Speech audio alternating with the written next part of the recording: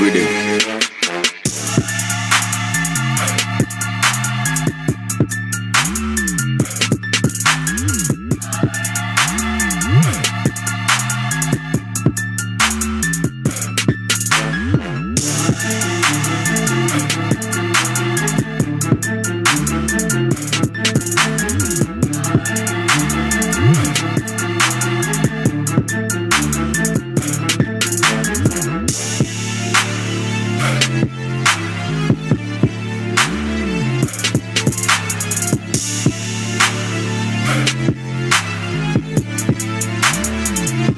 Monk on the beat.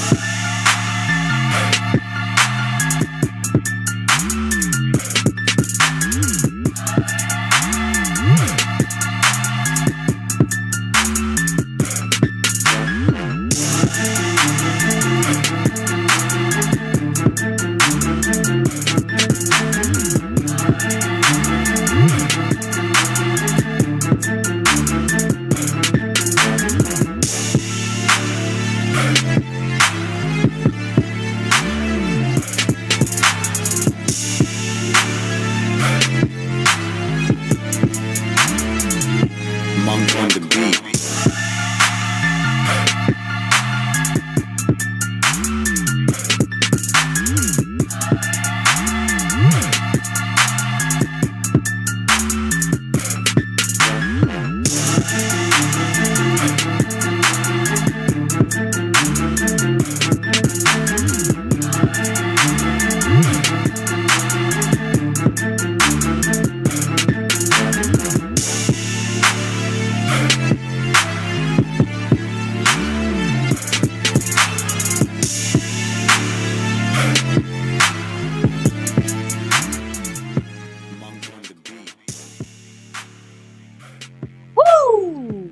What is up, YouTube? My Cowboys family here, bringing you guys the latest update on our very own Dallas Cowboys. And of course, as always, thank you so much for joining us here tonight.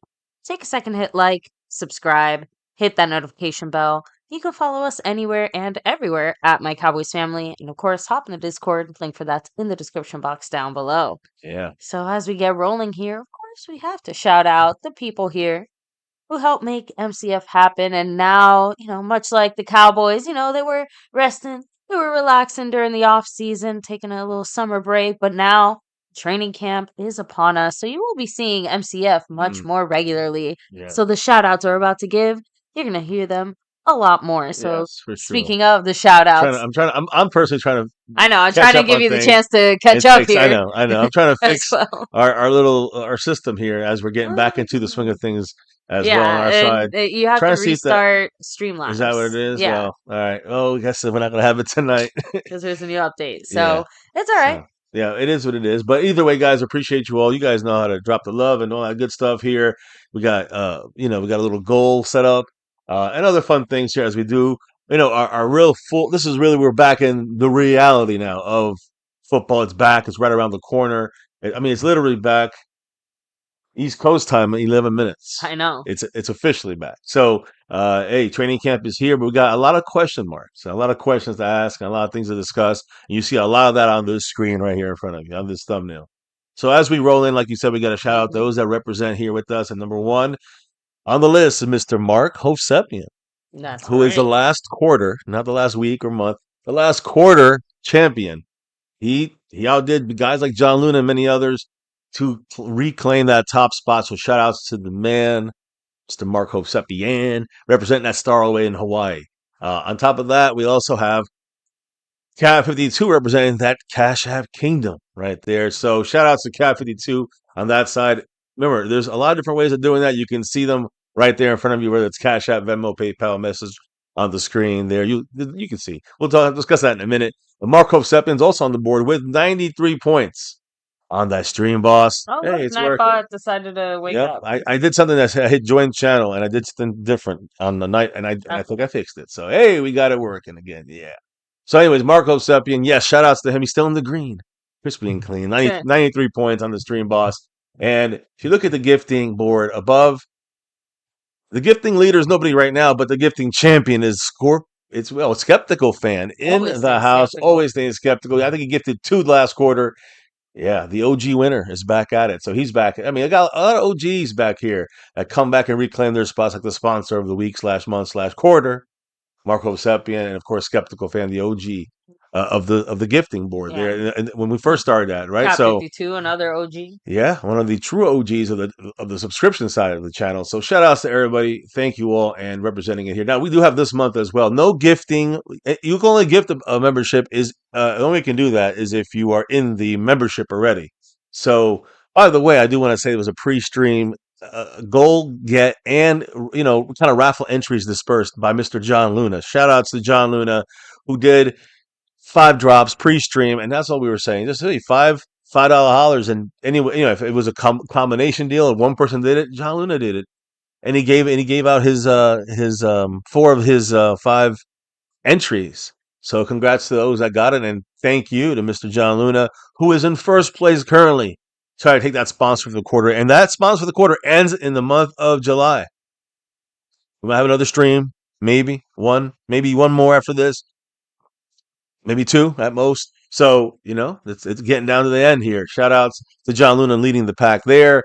Again, Marco Zepping got 93 points, of course, in the Stream Boss gifting. Nobody on the board for the gifting side of things. And then the Cash App side of things. There is a name. It's also an OG here.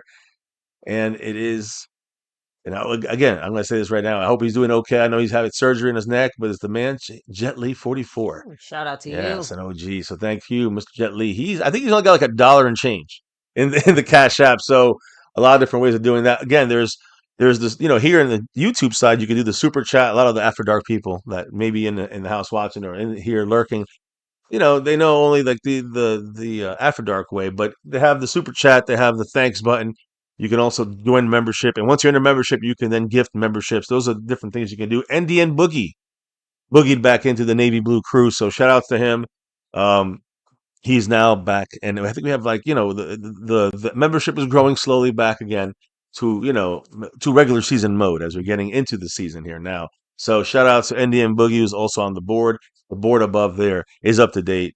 And like I said, John Luna, Indian Boogie starting it off. But there's those ways of dropping the love. And then there's outside. I call it the after dark ways of dropping the love. Maybe how are those ways? Explain them a little bit better. 4 ways. Of course, you have the Cash App money sign My Cowboys Family, the Venmo at My-Cowboys-Family.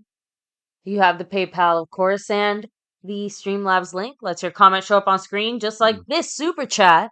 $5 holler from Calvin Richard. Yeah. Thank you so much. Appreciate you. Much love to Calvin Richard, who now, again, I just want to make that first note there that he hit that bullseye. That's 1 right. out of 20. If we hit that gold, all the names that are in there get put into the raffle. And we pick 4 names to get into the main. We'll talk about that main raffle, that quarterly raffle we have for jerseys. So we'll talk about that in a minute. But let's talk about what Calvin Richard said here, kicking it off with the $5 holler. So he said, "Hey guys, glad you're back. Yeah. What's this rumor I hear about Blue being lazy? Landry did bench Dorsett for not chasing after an interception as a rookie. That is true. That is true. Not every star has had a smooth start. That's true. But we'll go discuss that, Calvin Richard, a little later, and I'll give you my thought. Maybe I'm curious. We really haven't talked much football right now. We've been so busy. But I'll let you talk about your thoughts about the Jaden Blue allegations. And we'll go from there. But great question, McCallum Richard. One of the main things we're talking about tonight here, we're touching on here. As we enter training camp, this is a true preview, guys. The players arrive on the 20th of July, which is in 5 minutes here in the East Coast. I'm saying in the sense of that it's the day, July 20th. And we're here. The players are arriving. They get their medical check. They check in tomorrow. They get in the plane, into the bus. You see them going to the hotel. Then the next day they get their physicals. And then on Tuesday is their first actual day of practice, which again, no pads until like a week of that. So it's like after the weekend, next weekend, then you'll see them in pads hitting, and then the real practices get rolling. But anyway, I'll talk about that a lot in this stream. You see the different ways of dropping the love and supporting the channel, or hitting that goal again to get a raffle, to get a jersey. And again, if you see this is what it's about, right? So if you're in the star level membership or the over everything level membership, you're automatically entered into it says here weekly winner. It's going to be more of the quarterly winner entries. You get bonus entries there. And if you look, you'll see that the star level gets 1 entry to these raffles, and the over everything level gets 2 entries automatically into these raffles. It says monthly. I know it's quarterly, weekly. It's quarterly, Yeah. but the point is that if for those that get, let's say we hit the goal and we have enough people, and whether if you get the goal and you drop it 5 times in there, you Yeah. get 5 entries. Not into this into this one, you get into basically a pre-raffle. So that raffle, then we pick 4 names, and then those names go into this raffle. So right now we only have 2 people in the star and over everything level. So those would be, and then you might have Mark Hopesepian Yeah. as a sponsor of the quarter. Those are the 3 names that are in the raffle right now. We'll see who are the other 4 when we pull the names out of the. You can say I guess you could say the live stream raffles that we Yeah. do here, or the goals that we hit. If we hit them like we did pre-stream there with John Luna. So I know a lot of talking, catching up on things, but I just I'm want to. excited. Hey, I'm ready to discuss some Cowboy football. I'm also want to make sure we shout out those that are in that star and over everything level, which is Mr. Aussie and John Luna. Shout outs to them representing that star level. Of course. Also, I want to shout out everybody who has been in here and like Indian Boogie in the memberships in the last month or so that we've been kind of taking a break. Dwayne Broussard, Alpha Male Pimp, John Luna, Jet Li. This is all membership stuff. Tammy Soltis, Amazing Games, Tony Wimbish, Lincoln Kane. I think he was in the mix in there. I think he's back in it. And then we have Darren Posey, Alanda Hansalu, I'm sorry. We have who else? John Syme, Roy Strasner, JD from DC, Justin Quarles, the Q Man. I think that's everyone. Actually, I think we had a little. Jet Li drop in there too. I think he's back in the membership. I know we had. I think we had Daniel Barry Sports in there. So thank you guys. You can see the everything is updated on the overall board for this quarter. So we'll see who ends up, winning one of these Sewn and Stitch jersey. We're saying, what's this raffle for? Sewn and Stitch jersey. Listen, I'm going to tell you right now, there's a jersey that's going to be hot to get from our little store. And it may be Overshon, number 0, because you can't get it until he's officially back in the field. Yeah. Unless you go through OMCF here and MCW. So, we'll talk about that. But if you do win a jersey, you can pick Overshon, number 0.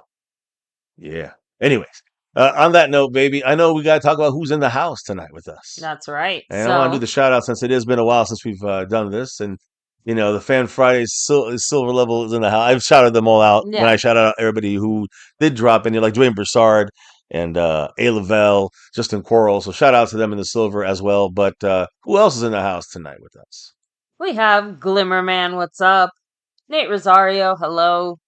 James Macias in the house, much love. Of course, Scorpio representing. Yeah. Calvin Richard, coming in here hot. We have the man John Luna, who, by the way, showed quite a lot of pre-stream love to a lot of people there. Shout outs. Dustin Roberts. Yeah, it is a young team. That's obviously one of the, big things to keep an eye on. A lot of newness on the team. New coach, new scheme, new defensive scheme, That's why a lot of the preseason talk is very speculative, right? But very important when it comes to what's on the field in training camp and in preseason. Yeah, what to keep an eye out for. So, little Dallas Cowboy, what's up? Meatball Ron in the house, yes. He's an Eagle fan. He's stopping in from the after dark hours. I think I shouted you out, but just in case, Dustin Roberts. See Seabass in the house. Ooh, Seabass. Nate Rosario, welcome in, brother. Much love to you. Rolando Rodriguez saying, hey, yeah, don't worry, we made it. Oh, let me see who else is in here. Yep, I agree, Freedom Scorpio. first. Not first, but you're here.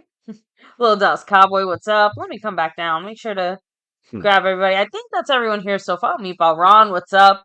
So let me go ahead, pass the torch / mic over to you. And, I don't want to waste time. I want to get right into the Cowboys-ness of it. Well, then we have to get through some NFL newsness of it. But, of course. But we will.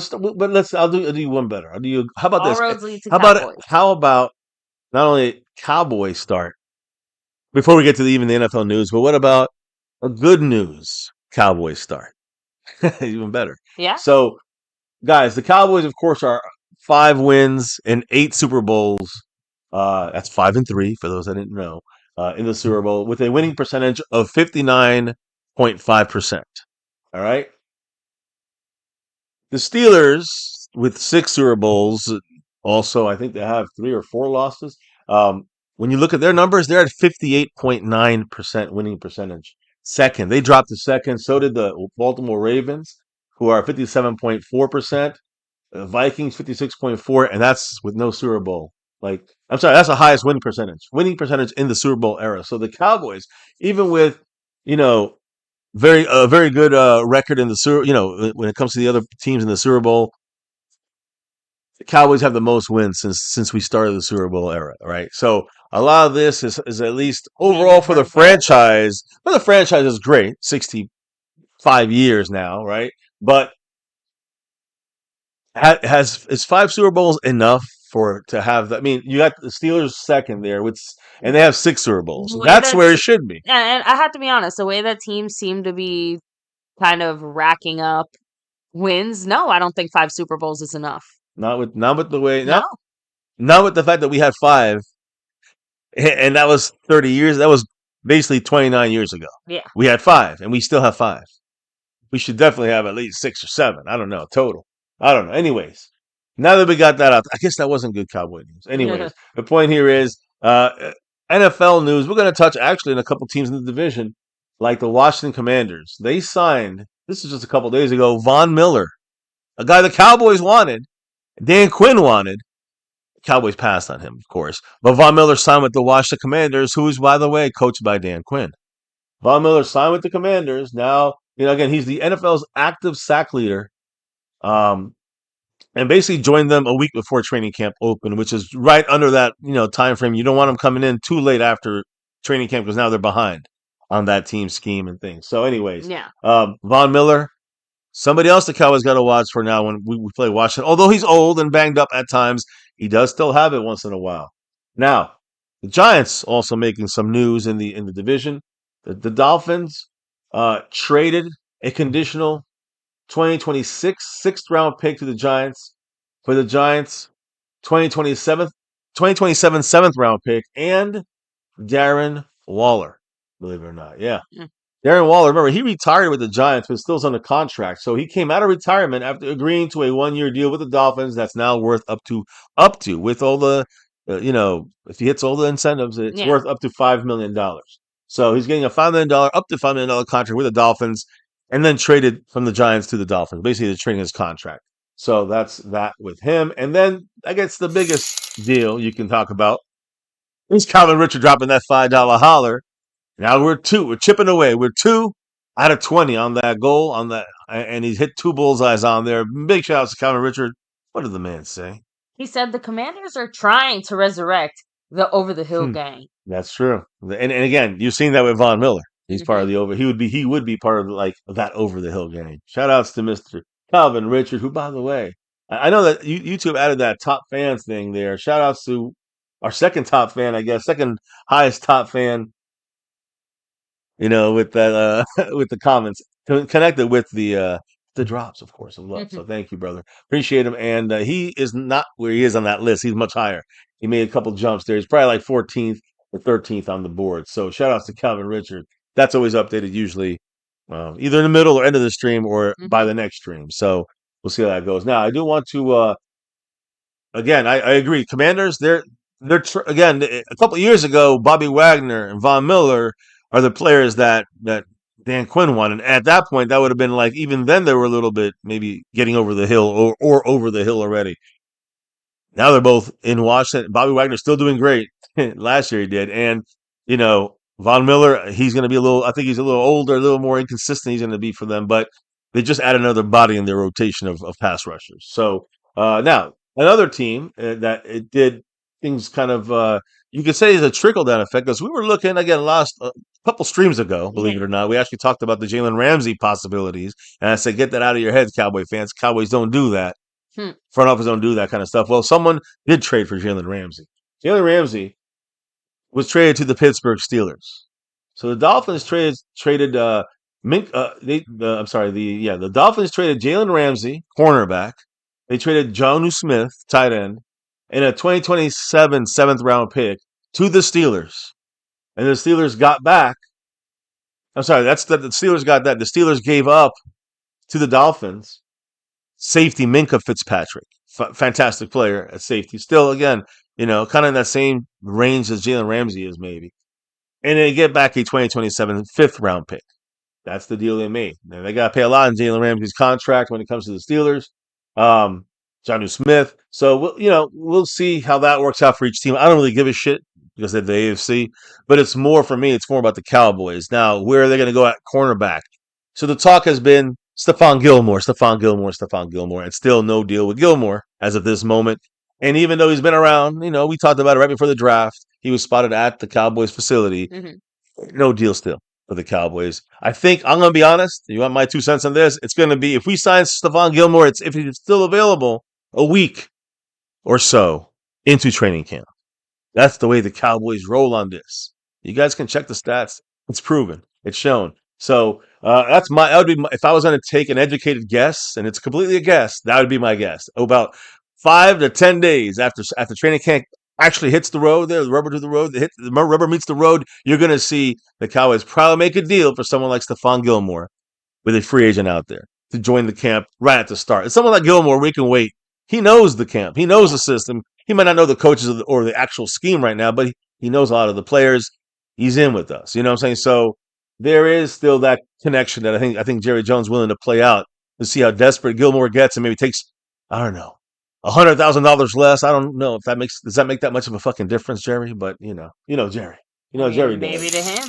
Well, Jerry's crazy. We know this. Hey, we got the man representing it. Top spot right now and still in the first place is the man John Luna dropping that 5 on it.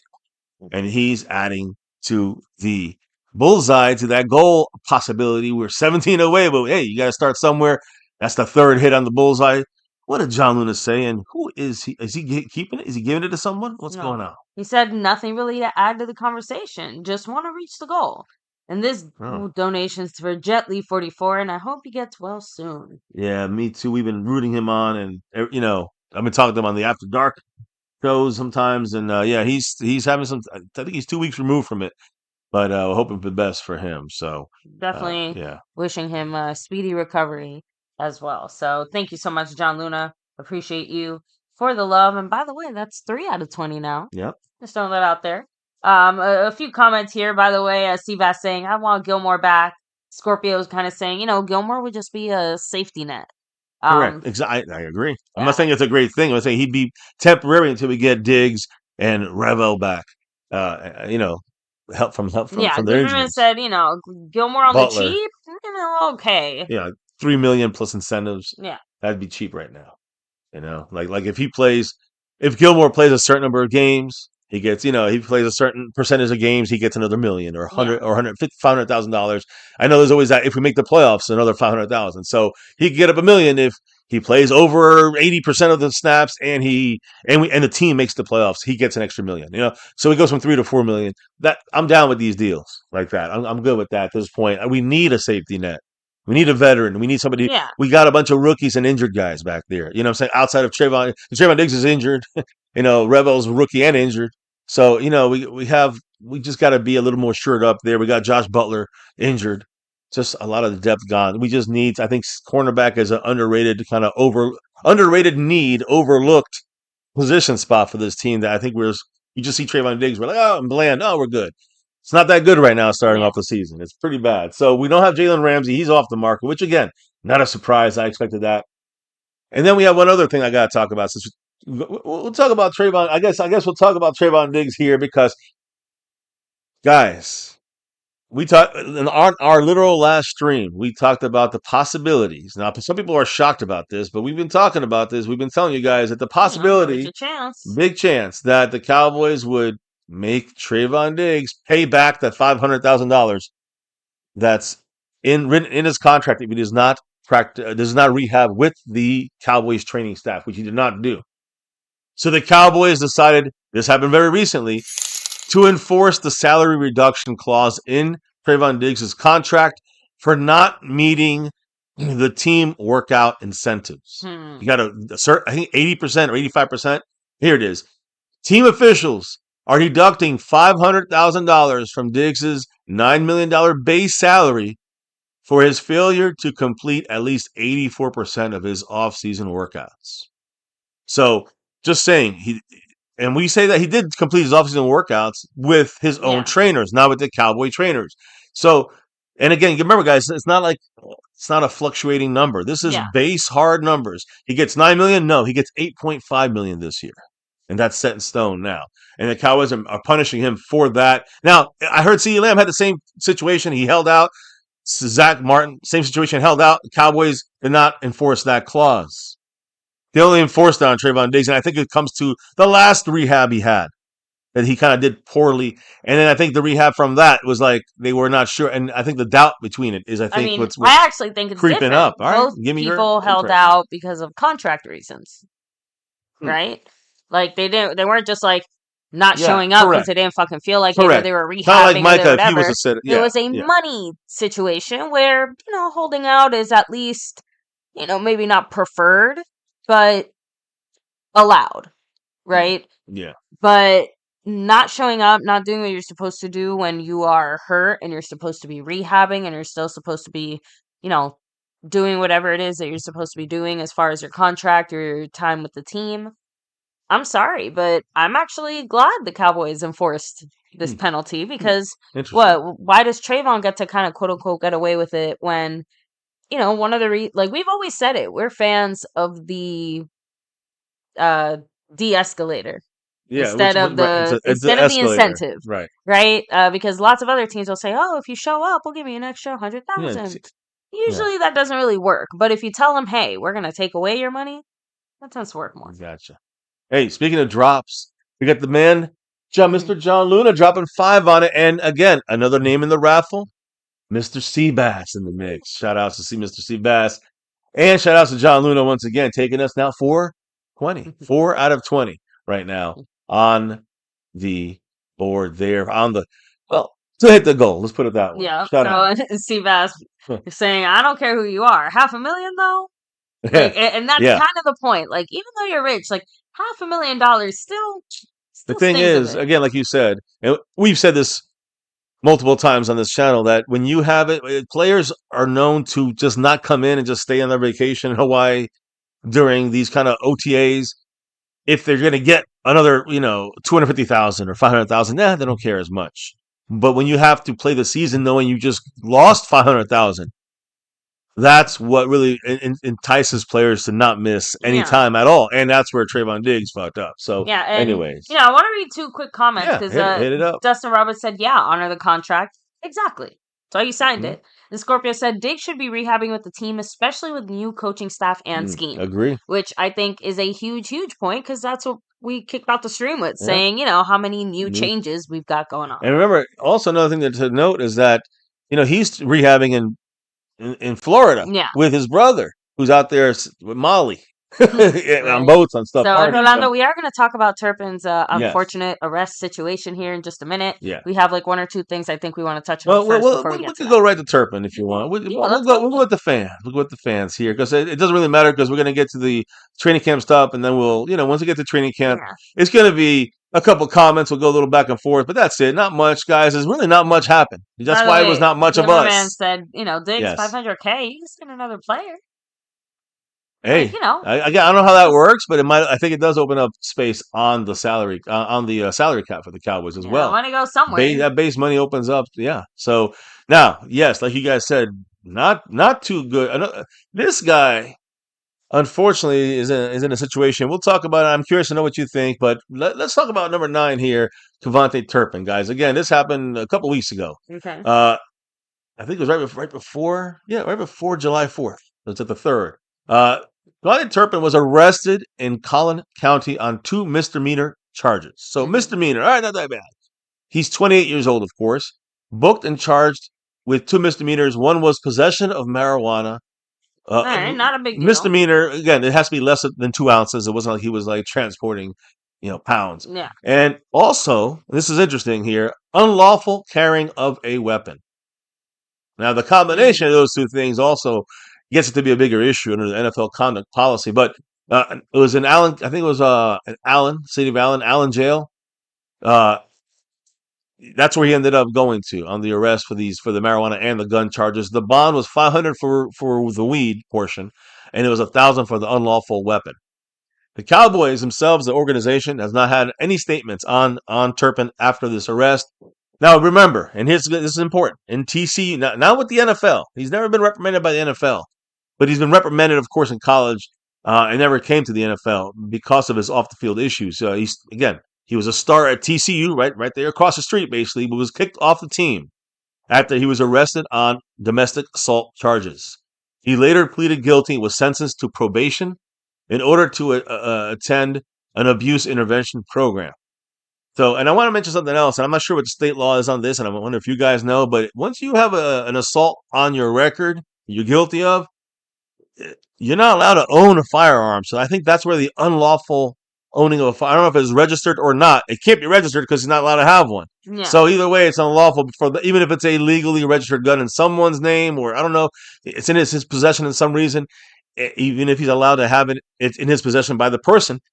He's not allowed to have a gun in his possession for that assault charge, which is in the state of Texas.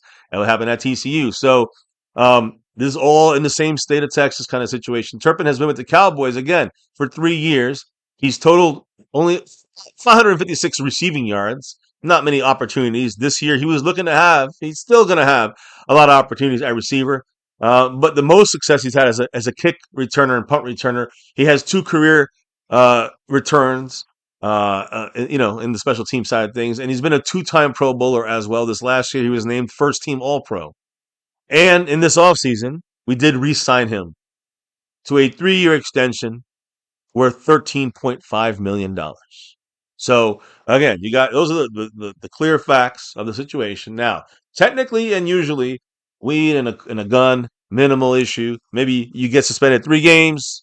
You appeal, you only suspended for 2 or 1. Yeah. And that is what I felt was going to be the situation with Turpin. The thing with the unlawful carrying of a weapon, because I'm assuming a lot of that has to do because of his prior charges. Yeah. So that, I'm not sure it's going to muddy things up. It sounds like, it doesn't sound like it was carrying an unregistered weapon. Right. It was unlawfully carrying Right. a weapon. So Right. it sounds like he had one on his maybe possession. previously registered to him or something. I don't know. The point is, maybe a gun he didn't turn in when he should have turned it in. You know what I'm saying? That I don't really know. Maybe some of you guys got more information on this. I didn't really dive too deep into it because in the end, it's funny because it did not happen. It's not funny at all. But what happened is with the abuse situation or the assault situation that happened in college, it never got to the NFL. And he came to the NFL. He had to apply for not reinstatement, but instatement, basically. I don't know to get into the NFL out of the USFL. So a lot of things still kind of in question. I think he still will probably at worst miss 2 games, 3 games at worst. Yeah.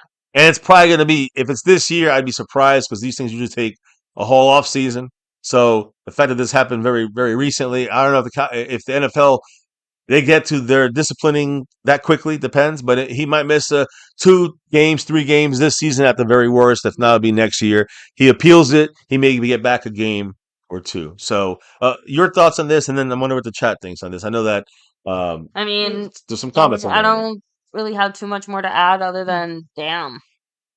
Again, just was hoping to make it through one off season, kind of completely scot-free. But when you think of it on the grand scale of cowboy shenanigans with our law enforcement, not exactly the worst offense. I'm curious to see how swiftly the punishment comes, just because it feels like most of the time a lot of players are being disciplined on a slower timeline, let's say. So honestly, I'm just kind of like fingers crossed. Let's hope it doesn't really impact him for this year, and we can just kind of worry about that next year. But yeah, it was pretty much a bonehead move, and hopefully he doesn't do it again. So let me see. Scorpio said the gun was in the back seat and not in the glove box concealed. Okay, that could be another. Yep, that's another. I guess unlawful carrying. Yeah, and Seabass, that's kind of what I thought too, because with the domestic violence thing on your record, he said registry is impossible if he has that previous offense. Right. When he attempts to register it, they flag him and they decline the sale. So Glimmerman's funny. We'll have to see. Because I was under the same impression. So curious to see more of the facts when they come out. But as of now, again, he still got arrested. So, AKA Cam, is Blue really lazy? We're going to talk about that in a Yeah. minute here. But Glimmerman said, just a dumb move for a contract player. Just have your weed delivered. That's a good. I mean, if you're gonna do that, I saw somebody asking about when I see Not even bass. that, but at least like stick a friend in the car and give them the gun. Like, I don't know what to say. Like, there's a few ways around lots of things, but hey. I see Seabass in here. Others, Rolando Rodriguez asking about when they drug test him. I just don't see him, coming close to making that kind of dumb mistake. But obviously, there's like a 2-week period, which is right around now, where they drug test you. So, But I mean, weed's outside of that, allowed they don't now, drug. right? Not in those 2 weeks of drug Oh, testing. true. So again, NFL. If you basically they say it's like a $500 fine. I mean, it's not even worth it. But they just kind of give you like 18 of those, and then you get suspended eventually. If you Yeah. get, I mean, it takes a lot to get suspended from the NFL for weed at this point. But Yeah. you just don't want to. Even someone like Turpin cannot afford to get involved in any issues of all people. Like if it was Dak Prescott, it'd be all right. Yeah. Or if it was some weed. And Dustin Roberts said, I live in the South. We all got guns. Yeah, exactly. But you got to know how to lock it up. You gotta know if you can even have it registered again with his previous charge. So a lot of things still kind of unknown. We'll have to wait and see how this plays out. We'll know. He'll be the returner, but it kind of adds a bit of things. And you look at my little layout here of the Cowboys, basically their special teams uh, squad here. Jaden Blue actually is up here a little bit as a backup, replacing Wanye Thomas now. So him replacing Wanye Thomas as a kick returner, something to look at for Jaden Blue, involved in the special teams game here. But Jaden Blue, yeah, we'll talk about him for a little bit here. We'll talk about him in a little bit. Not right now, though. Not yet. We'll talk about Jaden Blue in a moment. But that's when we kind of break down a little bit more of the training camp player stuff we're watching. I do want to say we have one more piece of NFL news, which is a direct impact on one of our players. I'll explain in a minute. But first, John Luna. He has us a quarter of the way there. What did the man say? He said, "Let's reach the goal." For all the 2-day info on the Cowboys, and FYI, Dallas is not even my team, but I love the MCF channel. And this dono is for Aguilar Azteca Aguilar. Yeah, thank you. Big shout outs. And hey, he is awesome. John Luna is one of the legends, one of the latest legends here at MCF. So thank you, brother. Appreciate you. And congrats to Azteca Aguilar. Yes, Yes. stacking towards that goal. Yeah, we're 5 out of 20. Yeah. Thank you so much, Mr. Luna. A quarter of the way there. So big shout outs to Mr. John Luna, and he's in first place, going for that sponsor of the week.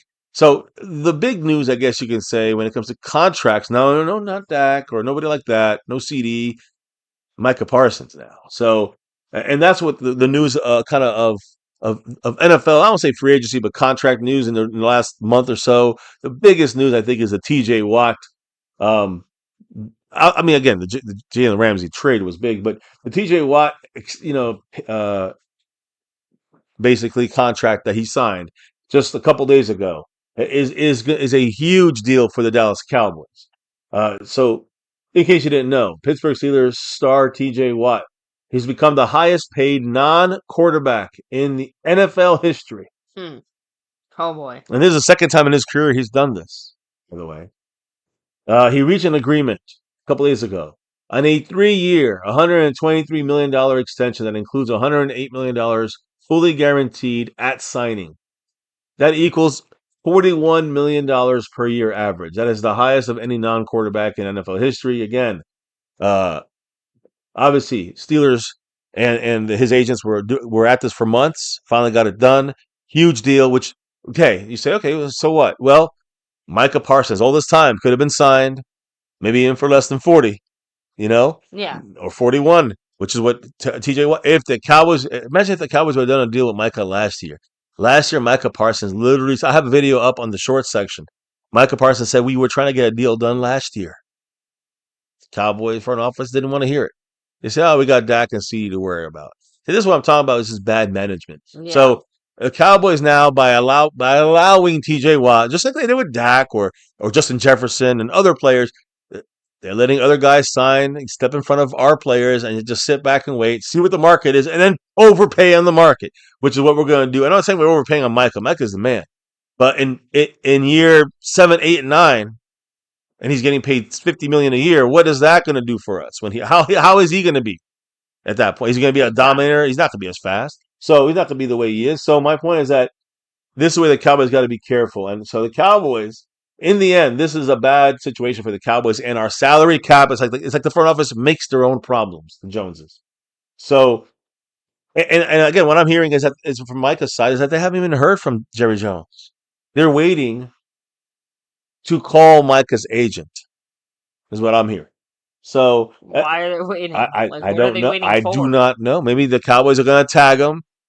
And after next year's fifth year contract, Yeah. which is like $20 million, they're gonna just tag him for like $30 million, and then tag him again for like $35 million, and then let him go and get a fucking third-round draft pick for him. I don't know. I almost I can feel see that. I can feel that happening. But then Micah will sit out the season. I have to be honest. It almost feels like the way that they run their contracts has more to do with the media than, Like, in to the get a lot of like eyeballs on the basically, yeah, Cowboys like they'd rather get more hype, more intrigue, more people and pay a wondering little what's going on more with to the the team. player.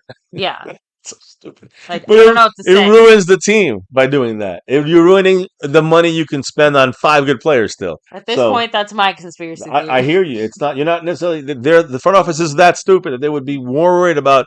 Hey, why aren't they paying Micah? And then they pay him extra $5 million more than they needed to. So the Cowboys have struggled on with deals with their best players, with Dak, CD, Trayvon Diggs. They're superstar players. The Cowboys struggle. The front office of Stephen Jones, Jerry Jones, and the clowns they got there struggle getting ahead of these deals of their star players. Yeah. And it sounds like another same situation is happening with Micah Parsons if the Cowboys decide to keep him. I will say this. Micah could say, I'm going to sit out. He can do that now. Yeah. He's after your third year, he's in his fourth year. After your third year, you can do that as a player. You're legally able to do that. Micah Parsons, literally right after this whole thing came out, reiterated that he will be reporting to training camp, regardless of his contract situation. Quote, I want to win a Super Bowl. I want to win a Super Bowl, bro. And I know, like, first to win a Super Bowl, like, I need to bond with these guys. Like, I need to be around these guys. So Micah is definitely doing the team thing here. You know what I'm saying? And over the, I'll say selfish, which again, Yeah. most players would do. And I'm not saying he still won't sit out in some way or take less snaps, but he is at least stepping up to the plate He's when it definitely comes to that. putting the team above his personal interests right now. His contract situation, which is a big risk because the Cowboys would not do that. The Cowboys, if he gets injured, they're going to say, bye-bye, see you later, and he's going to be without a contract. Let's be real. The Cowboys are going to take advantage of that. Of course. And so, just wanted to update everybody on that. The TJ Watt situation, $41 million.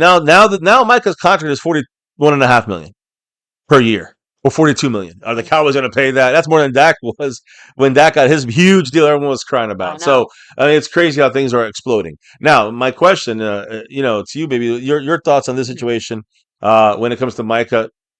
Staying team, but also getting paid. It kind of goes back to what I the just money, said. the front office clown shit. I really do admire him for putting the team above himself, just because, like, obviously as a fan, that's the type of shit that we want to see, right? Mhm. Like, these players are giving it their all. On the other hand, Micah, don't let Jerry and company, pull the wool over your eyes. Like, yeah, don't let the clown show turn you into their next, bearded lady. So I just want to make sure that everything works out fairly, but I do have to be honest, that TJ Watt contract, I think I sprouted a few extra gray hairs after hearing those numbers. Yeah, 41 million. 41 million. Yeah. And we know that Micah's probably looking to get either match it or get more. over that. He's going to get over that. Like, yeah, he's younger as well, so yeah. Damn. Shout outs, by the way, to John Luna. All this chipping away, not just at the bullseye. I think that's 6, I think we hit, right? I think we got 6 in the bullseye. Yeah. But also Mark Hovsepian down to 63 points on the stream boss. And you know what he said? Wawawiwa. Just don't know. It's for Glimmerman. Oh, you mean Glimmerman? Is it Glimmerman? It literally says Glimmerman. I think it's Glimmerman. I think Oh, there there's you no go. good True. Glimmerman in Yeah. our chat, so I'm gonna Oh, assume there you it's go. Glimmerman. Oopsie. No, it's all right, We're John Luna. reading the Thank you, typo. The brother. actual name is Glimmerman. Shout out to you, Glimmerman. Yes, and congrats to Jill Glimmerman, and big Hey, it's thank okay. you to Read the super John chat. I read the super chat. Luna. I know. Oh, I know. So, Um, no. So again, just messing any other around. comments in there about this topic, Micah? The deal? Should we just keep tagging him? In my Justin mind, said if I almost rather we tag wait him and we out. spend extra millions. Lil Dallas said, "Nah, Micah the cheap way out by trying to pin the fans against Jerry Jones is similar to his podcast nature. So he thinks he's just trying to basically he's not going to fight. He's going to let the fans and the internet and other people do the Hmm. fighting for Hmm. him." Yeah, Type of thing. that's not a great way to negotiate because you can still get hurt, no matter what the So fans say. let You me got to see. worry about your abilities too, diminishing. He wants to get a big contract. If the Yeah. Cowboys hold on to his rights and tag him, they got to pay a lot. It's never going to be close to 40 million though. So Scorpio said it's always been about the length of the contract because the Yeah, Joneses want 5 years, but agents want less. right. Aka Cam said, "I think you'll get 3 years." That's the thing though. The you get 5, but only Yeah. be like And thank you, guaranteed. John Luna, again. I was just Yes. messing around. Yeah, John Luna, the man. But no, but you can get like a 5-year deal, but really 2 years are fully guaranteed, which means after that you can easily be cut for minimal loss of money. So there's always outs, even if the contract is 5 years. The Cowboys like the long contracts because they can spread out that money over that contract. They're stuck without the creativity, like for instance, that someone like it's like the Eagles have Yeah. with Rosie with what's his name with what's his name? The Eagles GM, Rosie? Howie Roseman. I mean, I think that's his name. Yeah. He's a fantastic. He thinks ahead. He's creative in the way he signs contracts to get out of them if you need to Yeah. quickly, even if they're older players, unknown players. They sign someone mid-year, to take over another player's spot. Agrees That's with smart. you. He's like, yeah, Micah's gonna want more than that. Yeah, and that's what I'm saying. If you look at the tag, it's going to be what 30, 31, 32 million for Micah. If he gets that's if he gets edge rusher money. If he gets linebacker money, it's going to be a lot less. So this is where Mike is going to be very upset. The Cowboys may use that to their advantage. So I'm just saying, like that to me is something to look forward to in the Micah Jerry Jones interactions. Anyways, as we I think move on from that, let's go to another contract situation that we got resolved. From Micah's a linebacker at times. He might be a lot linebacker this year. We got a linebacker contract signed.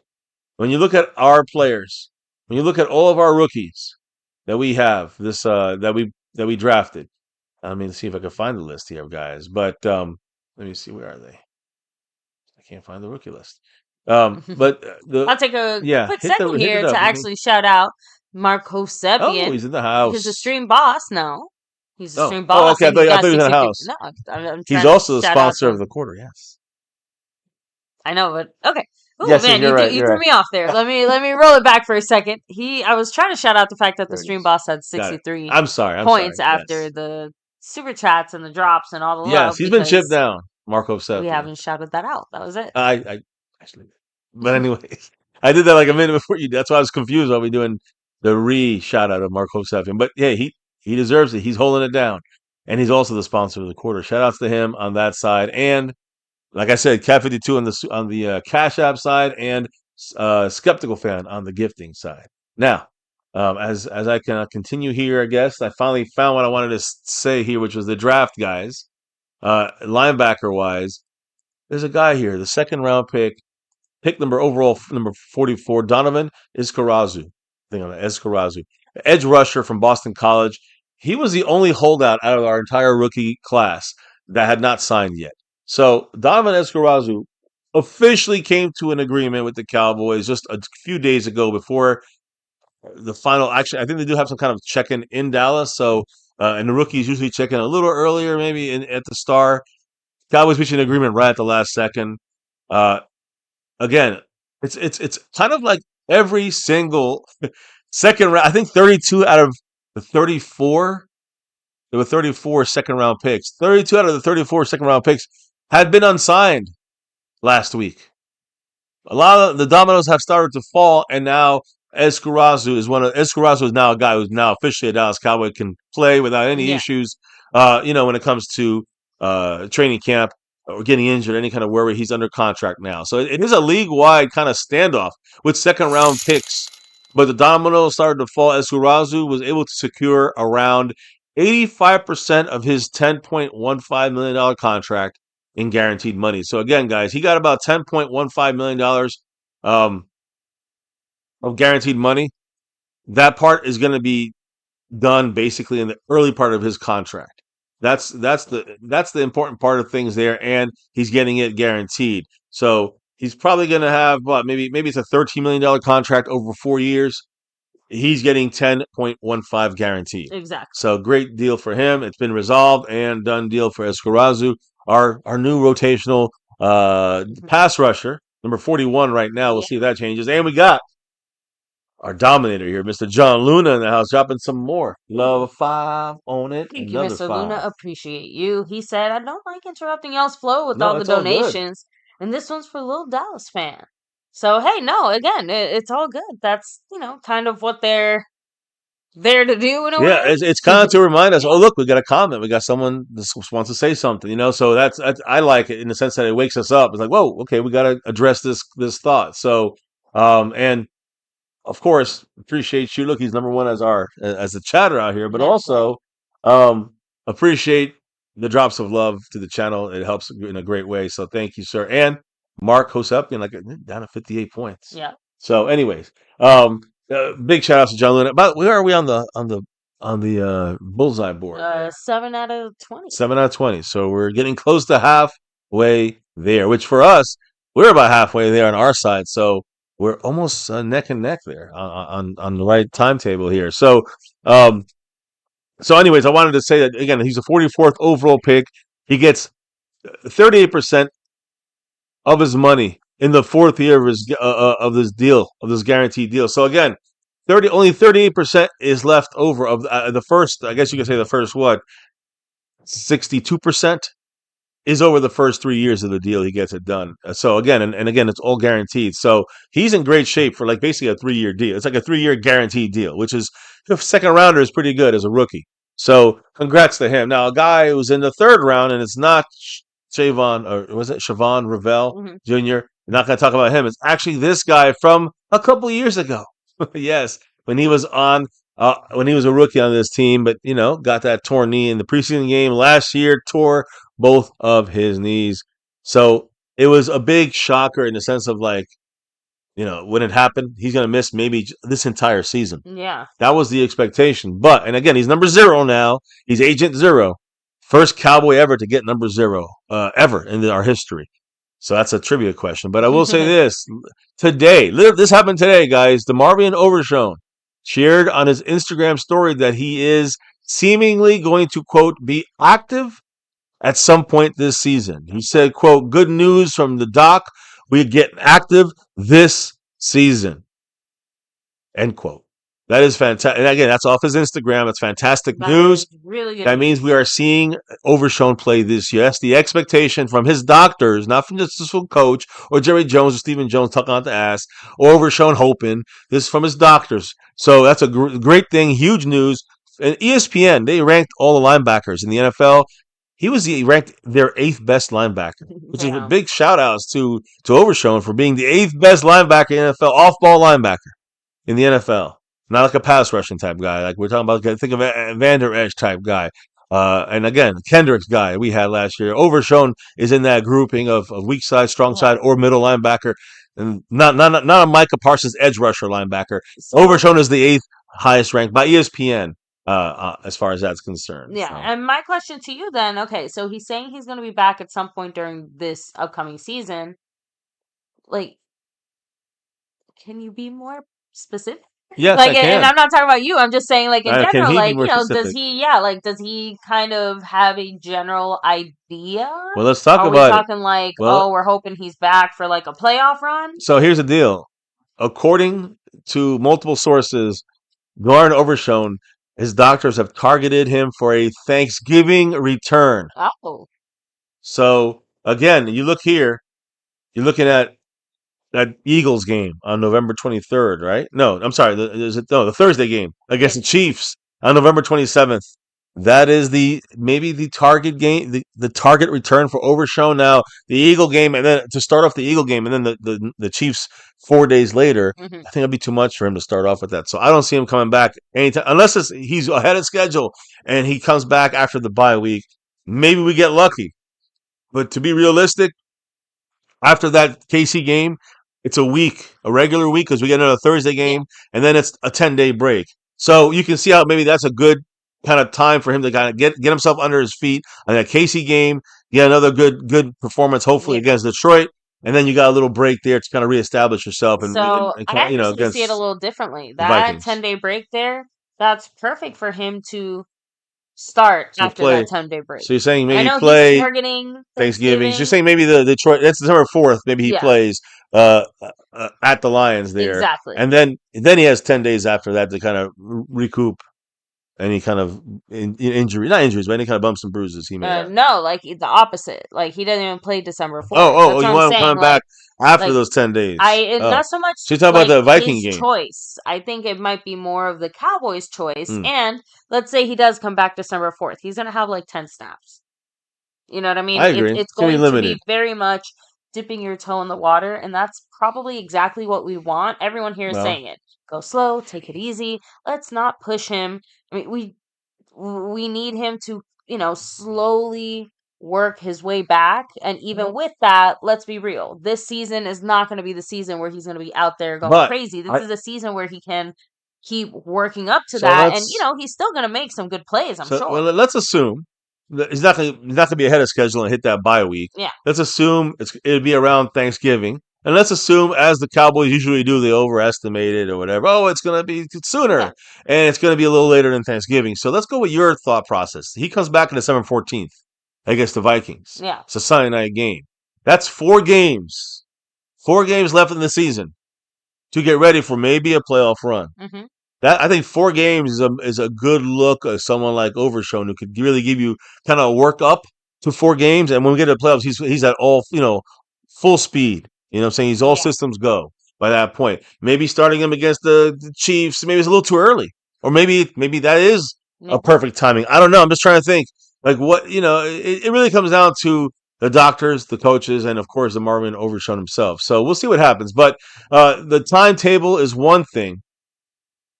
There's also another case of the jersey. He's the first number 0. You see him here in his original number 35. But Yeah. last year, I think he was 35. He changed his number 0 this year. First player ever to wear number 0 for the Cowboy organization.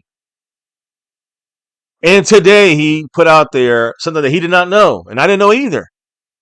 His jersey will not be available for sale until he's back on the field playing. So that means, God damn. I mean, if you go to the Cowboys store, I'm not sure if you can even get Overshon, and even there. I mean, that sounds like what he's saying. Like, Yeah. you can't get it until whatever this future date is. For now, we'll say Thanksgiving. Yeah. So let's say after the 27th or whatever, after that at the end of November, now you'll see his jersey for sale. That's I don't know why. It's a situation when it's a jersey change. It's like a rookie coming into the league. You're not official until you get.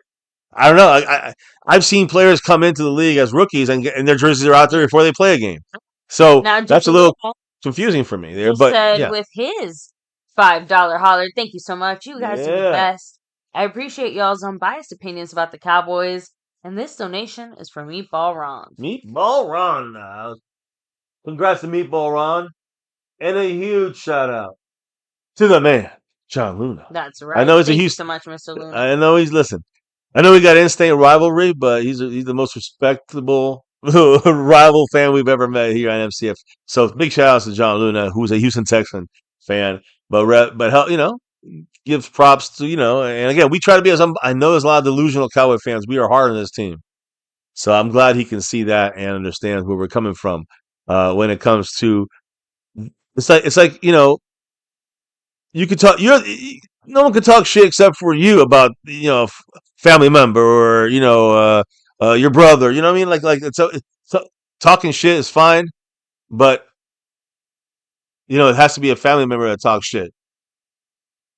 It has to be it can't be like somebody down the street. You know what I mean? So so again, you can talk shit about your own brother, but you can't you don't let nobody else talk shit about your own brother. And It's your family. yeah, exactly. So to me, um, I understand that, and again, um, we just try our best, John Luna, to get the info out there in a straightforward, accurate way without bullshit. Let's just put it that way.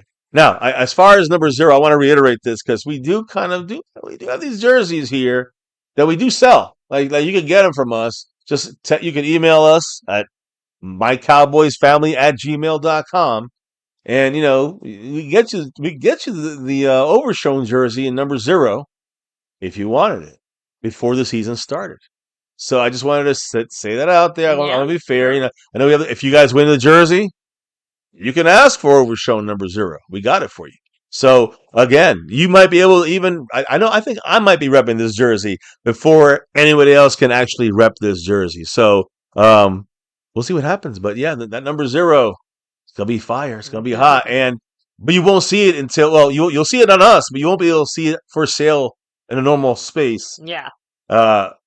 According to this is number 100% off of the Marvin Overshon's Twitter side of things. He said, "quote I was told my jersey will not be for sale until I start back playing." So you get it from us. I don't know about anybody else. Yeah. So that's kind of the situation as we head into training camp. I do want to make a kind of a side note about training camp. Some of the PUP listed guys. I'm not really talking much about the PUP list today, but because it's kind of self-explanatory. Guys like Josh Butler are going to be on there. We know the guys that are still rehabbing, like the Marvin Overshon, right? I mean, he's not going to be back until Thanksgiving, possibly. So he's on the PUP list, and he's going to be on the list where it doesn't hit us on the roster.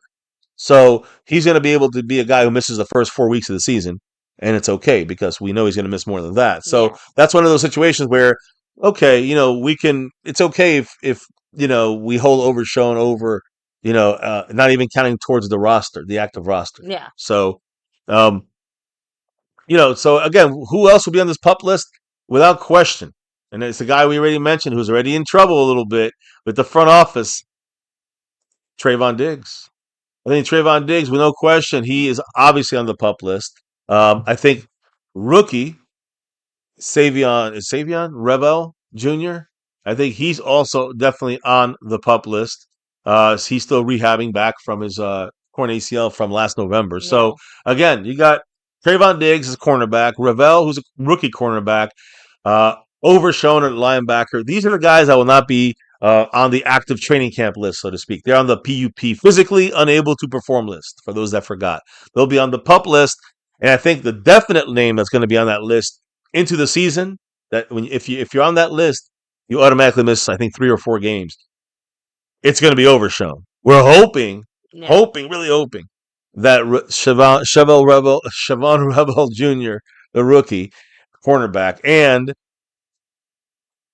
Trayvon Diggs. We're hoping both these guys will not have to stay on that PUP list and then miss the first 3 games of the season. That would suck for both of them. So we'll see how that happens. When they're able to get off that list, they can practice with the team officially during training camp. Yeah, we'll see how much that $500,000 motivates Trayvon Diggs to get off the PUP list. Well, again, getting off the PUP list, he's got to get it's got to be doctor. Authenticated and official, but if he's not rehabbing right properly. He's not doing whatever it is that he's supposed to do. Well, guess what? When they check in tomorrow and they check in, they check in Monday, they're gonna know. Tomorrow they arrive at the hotel. They're gonna check in on Monday, and they do their physical, and on Monday they will know. Trust me, and they'll know if he's behind schedule, on schedule, or in front of things. So we'll see. We'll see. John Luna. Big shout outs to the man, John Luna, dropping that 5 on it. Thank you so much, Mr. Luna. 11 away from hitting that goal. Hits the bullseye the 9th time combo with John Luna and Calvin Richard. What did the man say? He said, "Thanks for all the kind words. That's one reason why I love supporting y'all's channel. This donation is for Aka Cam." All right. Oh, thank you so much, Mr. Luna. Appreciate you. And again, we are 9 out of 20 away. Oh man! Again, none of these become official until we hit the whole 20, of course, right? So that's why it's a team effort. John Luna doing all the heavy lifting here. So shout outs to John Luna. Appreciate you, brother.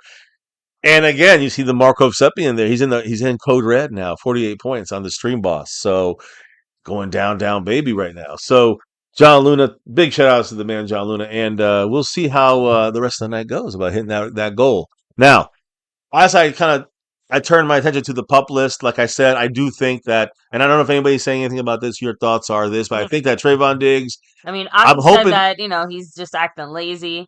he's talking That about Diggs Jaden is just Blue. acting Oh, okay. lazy. Yeah, Okay, Diggs, not Jaden Blue. Okay, I Diggs. think we were talking about Jaden Blue earlier. We'll talk about he's coming up here, Jaden Blue. Don't worry, talk about him in a minute. But the front office, the coaches, they feel that maybe Diggs is taking it a little too easy on that rehab. Yeah. So that's gonna be something to watch in training camp. But he will be on the PUP list. So will Josh Butler. He'll be on the pup list. These guys, I'm hoping they'll make it for the season. These are two cornerbacks. You have Shavon Ravel. I think he's probably the one in front of everybody else, the rookie. He's probably in front of everybody else. His injury happened earlier in the season. I think it was in September. So the other guys had it in November. So I think that the injury that Ravel will have, he'll be able to start the season starting, but he's a rookie. So even if you got Bland and Ravel, you still need that third guy to really pick you up, and I don't think we got that. We don't even have our backup, Josh Butler, who's decent. All right, we got Mukwamu, who can play Sly a little bit, but I think that's something to watch in training camp is what we do at cornerback, and that's where I say, after a couple of days or a week of training camp, that's when the Cowboys may bring in Stefan Gilmore. That's when you might see that move. We need that third guy in that rotation until the reality hits of we're going to get back guys like Trayvon Diggs. We're going to get back a backup like Josh Butler. We're going to get back Ravel Jr. ready to roll as a rookie. Is he going to be ready necessarily, even if he's healthy? So it's a lot of things to discuss here, a lot of things to think about. So the pup list, those are the main names I'm looking at. Again, unfortunately, Overshon will be the only one that definitely stays on that list, but you may see a Trayvon Diggs stay on it or a Josh Butler stay on it and miss the first 3 weeks of the season automatically. So we'll have to wait and see. The good thing is they wouldn't count against the roster, so that's another name you can keep on your roster for 3 or 4 weeks. Yeah. And then you got to cut them. When you bring back your Trayvon Diggs, you bring back Josh Butler, or when you bring back Overshon, and that would be around Thanksgiving, we hope. Exactly. All right. So again, shout out to John Luna getting us almost halfway. And again, we are going to talk about Blue here. Yes, well, and that's what we're getting to now. I'm ready to just turn it right, not Blue necessarily, but the whole training camp. So again, you see a lot of Schottenheimer kind of thoughts, the culture change. We talked. If you missed it, the last session we had here, we talked about the culture change. We talked about the situation with Schottenheimer and what he's kind of bringing. But then you see the Turpin situation happen, and you wonder, is it really a culture change? Will there ever really be one? I believe that everyone's saying culture change with Schottenheimer has been fooled. Yeah.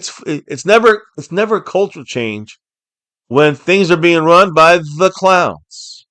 The culture is still a circus, so it doesn't matter how much controlled or kind of kind of changes or maturity you're seeing from the players or the coaches or Schottenheimer's. It's the clown show all around.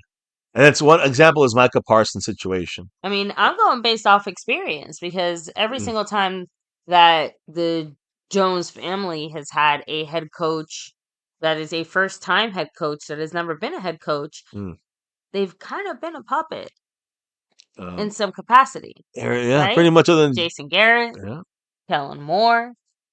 Well, yeah, I mean, and that's not just head coaches, exactly. But I mean, that's I'm just saying, I mean, even Mike McCarthy, a puppet to an extent. The only non-puppets we've had in the last 35 years is Jimmy Johnson, who was general manager at the time and head coach, and Bill Parcells, who was kind of tricked a little bit and kind of played his contract out and said, coach's contract out and said, I ain't staying for the optional 5th year or 4th year. I'm out. Optimistic about Schottenheimer, obviously, but I'm not going to pretend we don't know what this is yet. So, hey, he did what he had to do, and, glad for him. Let's see what these young, fresh rookies can work up alongside this young rookie. We're going to talk about it. We're going to talk about it now in a minute here. And kind of get a couple quick glimpses of what to expect on the offensive side and what to expect on the defensive side, and then we're going to talk about that. This is like the end part of the show in a way. So we're entering training camp now, the training camp That's preview right. segment, and we're going to talk about the running backs, Jayden Blue, in a moment. But first, John Luna dropping another 5 on it. We are at the halfway point of the goal board there of hitting the Shout out bullseye. to you, Mr. Luna. You He know did what it he once said. again. Who's the man on the list? Who do you want to put in He there? said this donation is for Andy and Boogie. Oh, hell yeah. It's about halfway. 100% halfway, and Marco Seppian with 43 points in the Stream Boss. He's hanging on. Big shout out to the man, John Luna. You bowing down behind the scenes to you. Thank you, John. So thank you, brother. Appreciate you. Now, let's get rolling to training camp.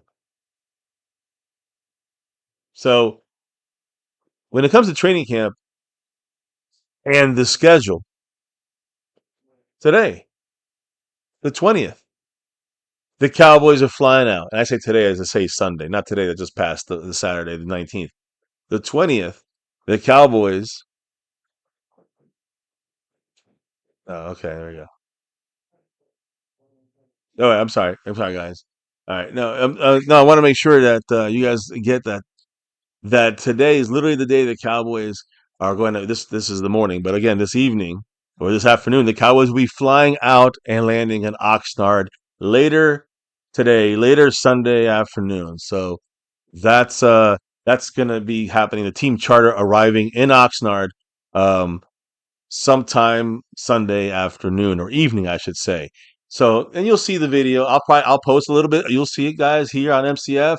You'll see it on the shorts section. You'll see it on the regular. You'll see the Cowboys. Well, checking into the hotel, getting off the buses. That's what you're going to be seeing tomorrow.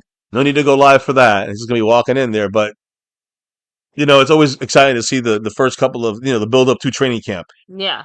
Then the next day on Monday, July 21st.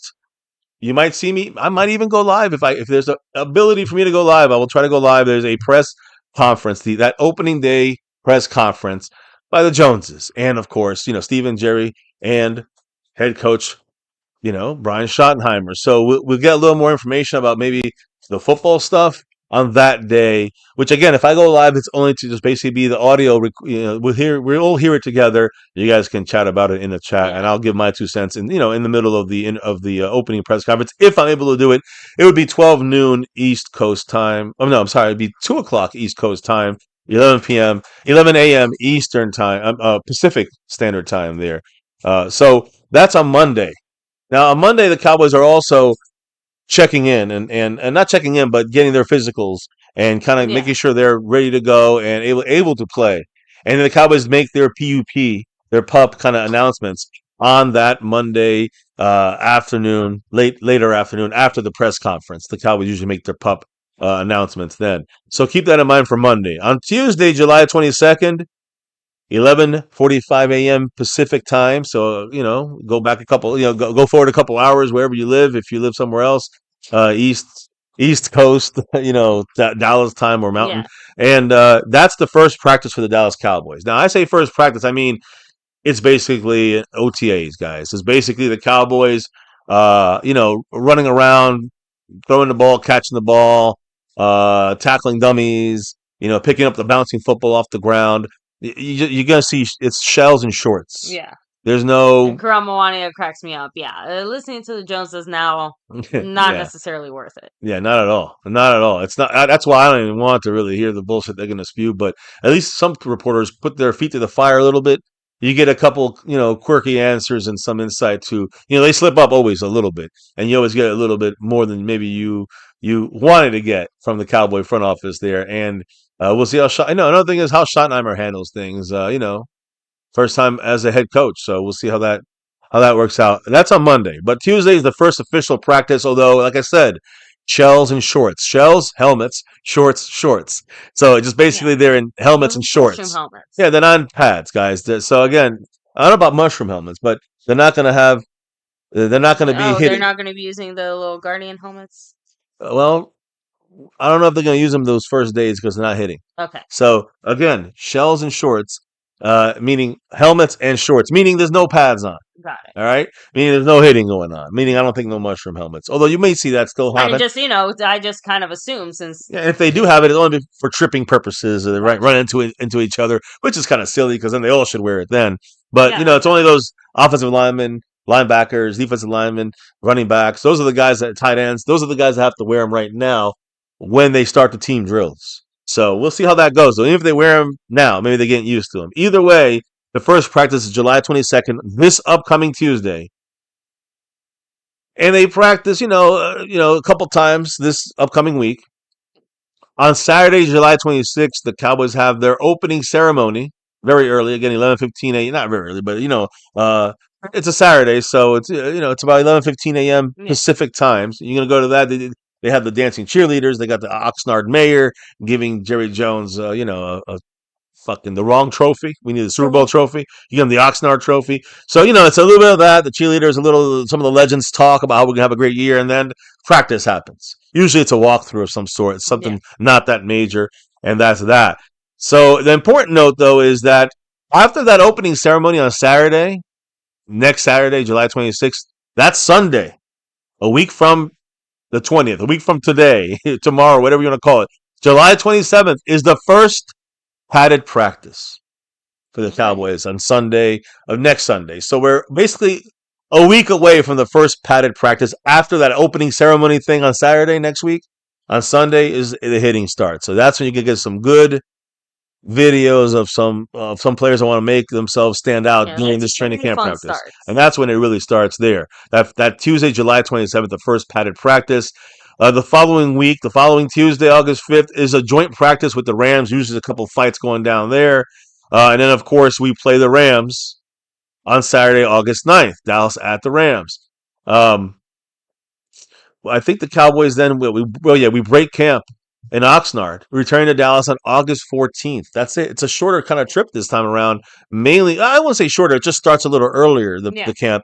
And it ends earlier because then we break camp and then we hit Baltimore in Dallas on Saturday, August 16th. So, again, it goes from basically the 20th of July when they check in. The 22nd is the first practice.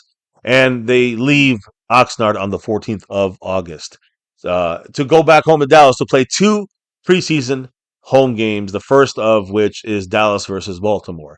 And in case you're wondering, well, how do I know that? Well, again, we have the schedule, the full schedule. You'll see it there, top right, top left. You've seen the Rams, which will be that one that after we do a scrimmage, we play the Rams on the preseason game, and then we break camp on the 14th of August so we can play on that Saturday, August 16th game against the Ravens in Dallas, 6 p.m. Cowboy time there, and finish the preseason against the Falcons August 22nd, 7 p.m. Central Time. Point here being is that the Cowboys still have a couple more training camp dates when they have open to the public in between the Baltimore and Atlanta game, which fans can go see, I think, 2 of their practices. So that'll be all announced, I think, or soon. Either way, that's the schedule. Now that we got that underway, I want to hear. Yeah, go ahead, baby. I'm going to kind of go into the questions of training camp, but go ahead. I just want to get the basic since I do schedule. see Aka saying he's losing signal a bit, and I'm guessing it's actually AKA camp. But he said losing signal a bit. So anyone in the chat, let us know if you're having any kind of signal issues. At least on my side, everything looks good, sounds good. But let us know. Let us see. We'll see. By the way, Ronaldo Rodriguez, keep an eye out. We might be starting off the season with some clownery fun. Let me see. James, all good. Just glad to have you here. Appreciate you. Let's see. Yeah. Okay, so no, that's it. I just want to make sure we touch space on that. He's in Arizona. I'm not sure if I got you. Listen, let's get into training camp and see what's going on here. Because again, this is the last part. I wanted to kind of give you guys kind of the basic breakdown of what to expect of training camp. Since you're not going to get as many live streams from us, so I want to make sure you kind of know already what's going to happen. This is the basic kind of skeleton of what's happening. And then I want to just say this: as today, officially the 20th of July, Sunday, Cowboys landing in Oxnard. The Cowboys kicking off the first training camp of the Brian Schottenheimer era as our head coach. All right. What is he, like our 8th head coach in our history? So So on Tuesday, he comes out there as our head coach. A lot of questions surrounding this team, players, coaches. I'll even throw in the fucking front office in there. So let me start it off with Schottenheimer. He's on our thumbnail for a reason. I mean, he's definitely trying to do a new culture kind of thought process there. But a big problem the Cowboys had last year on offense, and a lot of that was because Dak was injured for a lot of the year. Lack of explosive plays. Even when Dak was there, there was a lack of explosive plays, and it was a consistent problem for the Cowboys last year. Now, Schottenheimer said, and even as after the arrest of Turpin, he said that Cavante Turpin will be much more involved to help in the area of having more explosive plays for this offense, which is something the Cowboys have to be concerned about. Because when you look at Brian Schottenheimer's offenses in the past, and you can say, oh, they didn't have anybody good, or I mean, they had Russell Wilson. But my point is that Schottenheimer's offenses have been not an explosive looking offense. They kind of just are like they do the things that are needed to like move the ball. You run the ball, you play action. You have a little motion, but you are smart and conservative.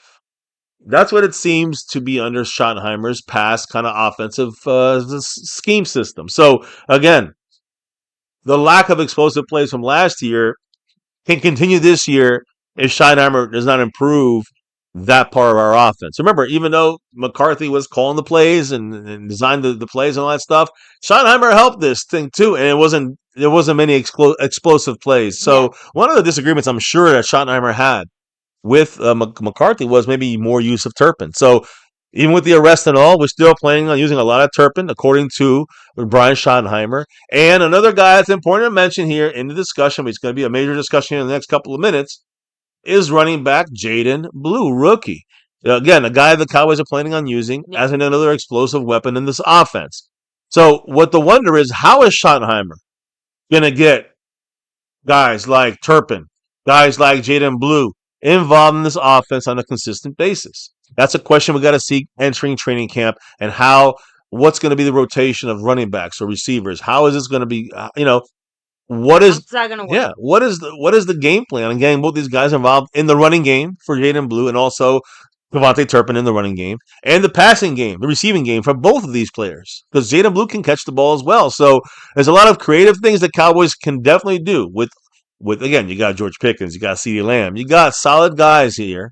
You got Ferguson. Receiving threats, you adding another guy. Now our fourth receiving threat is either Jaylen Blue or Cavante Turpin or both of them. So you got to be able to do something with these guys, or else you're just wasting another year. So it's all in Schottenheimer's hands, guys. A lot of creative things the Cowboys could do to create mismatches with Cavante Turpin. You could create mismatches against linebackers with Jaylen Blue in the receiving game. So this doesn't fall on Jaylen Blue. This don't fall on Cavante Turpin. This falls on the offensive coordinator / head coach, and that is Schottenheimer, guys, Brian Schottenheimer. So it's up to him, all right? So I'm really interested to see what wrinkles Schottenheimer is going to bring to training camp and to this offensive team and scheme using guys that can get you bigger plays. Not just the George Pickens and the CeeDee Lambs and the Fergusons that are the big name players. Yeah. I want to see what about the Jaylen Blues and the Cavante Turpins. What can they do to get to get explosive plays for this offense back on the map? That's what I'm looking. We get explosive plays, it changes the game. Yeah. We have better running game. We have better consistent, first down, getting offense. You know what I'm saying? We are a more consistent team if we can make big plays consistently happen as well. So Schottenheimer, that one's on you. Now, what about our stable of running backs right now? Not very highly desired, right? I mean, when you look at the names, again, I don't have a problem with these guys. I actually like Javonte Williams, number 33. Miles Sanders, a little old, but he's been looking pretty good in camp. Not camp, but in mini camp when we had it. Miles Sanders, number 27. You got rookie. I mean, you got, of course, Deuce Vaughn, number 42, which is on the hot seat. Hunter Lipke as a fullback, number 40. But then you got the two rookies, Phil Maffa, number 37, and Jaylen Blue, number 34. So that's our running back core. Nothing really, like in the initial kind of look, stands out. Let's be honest. But,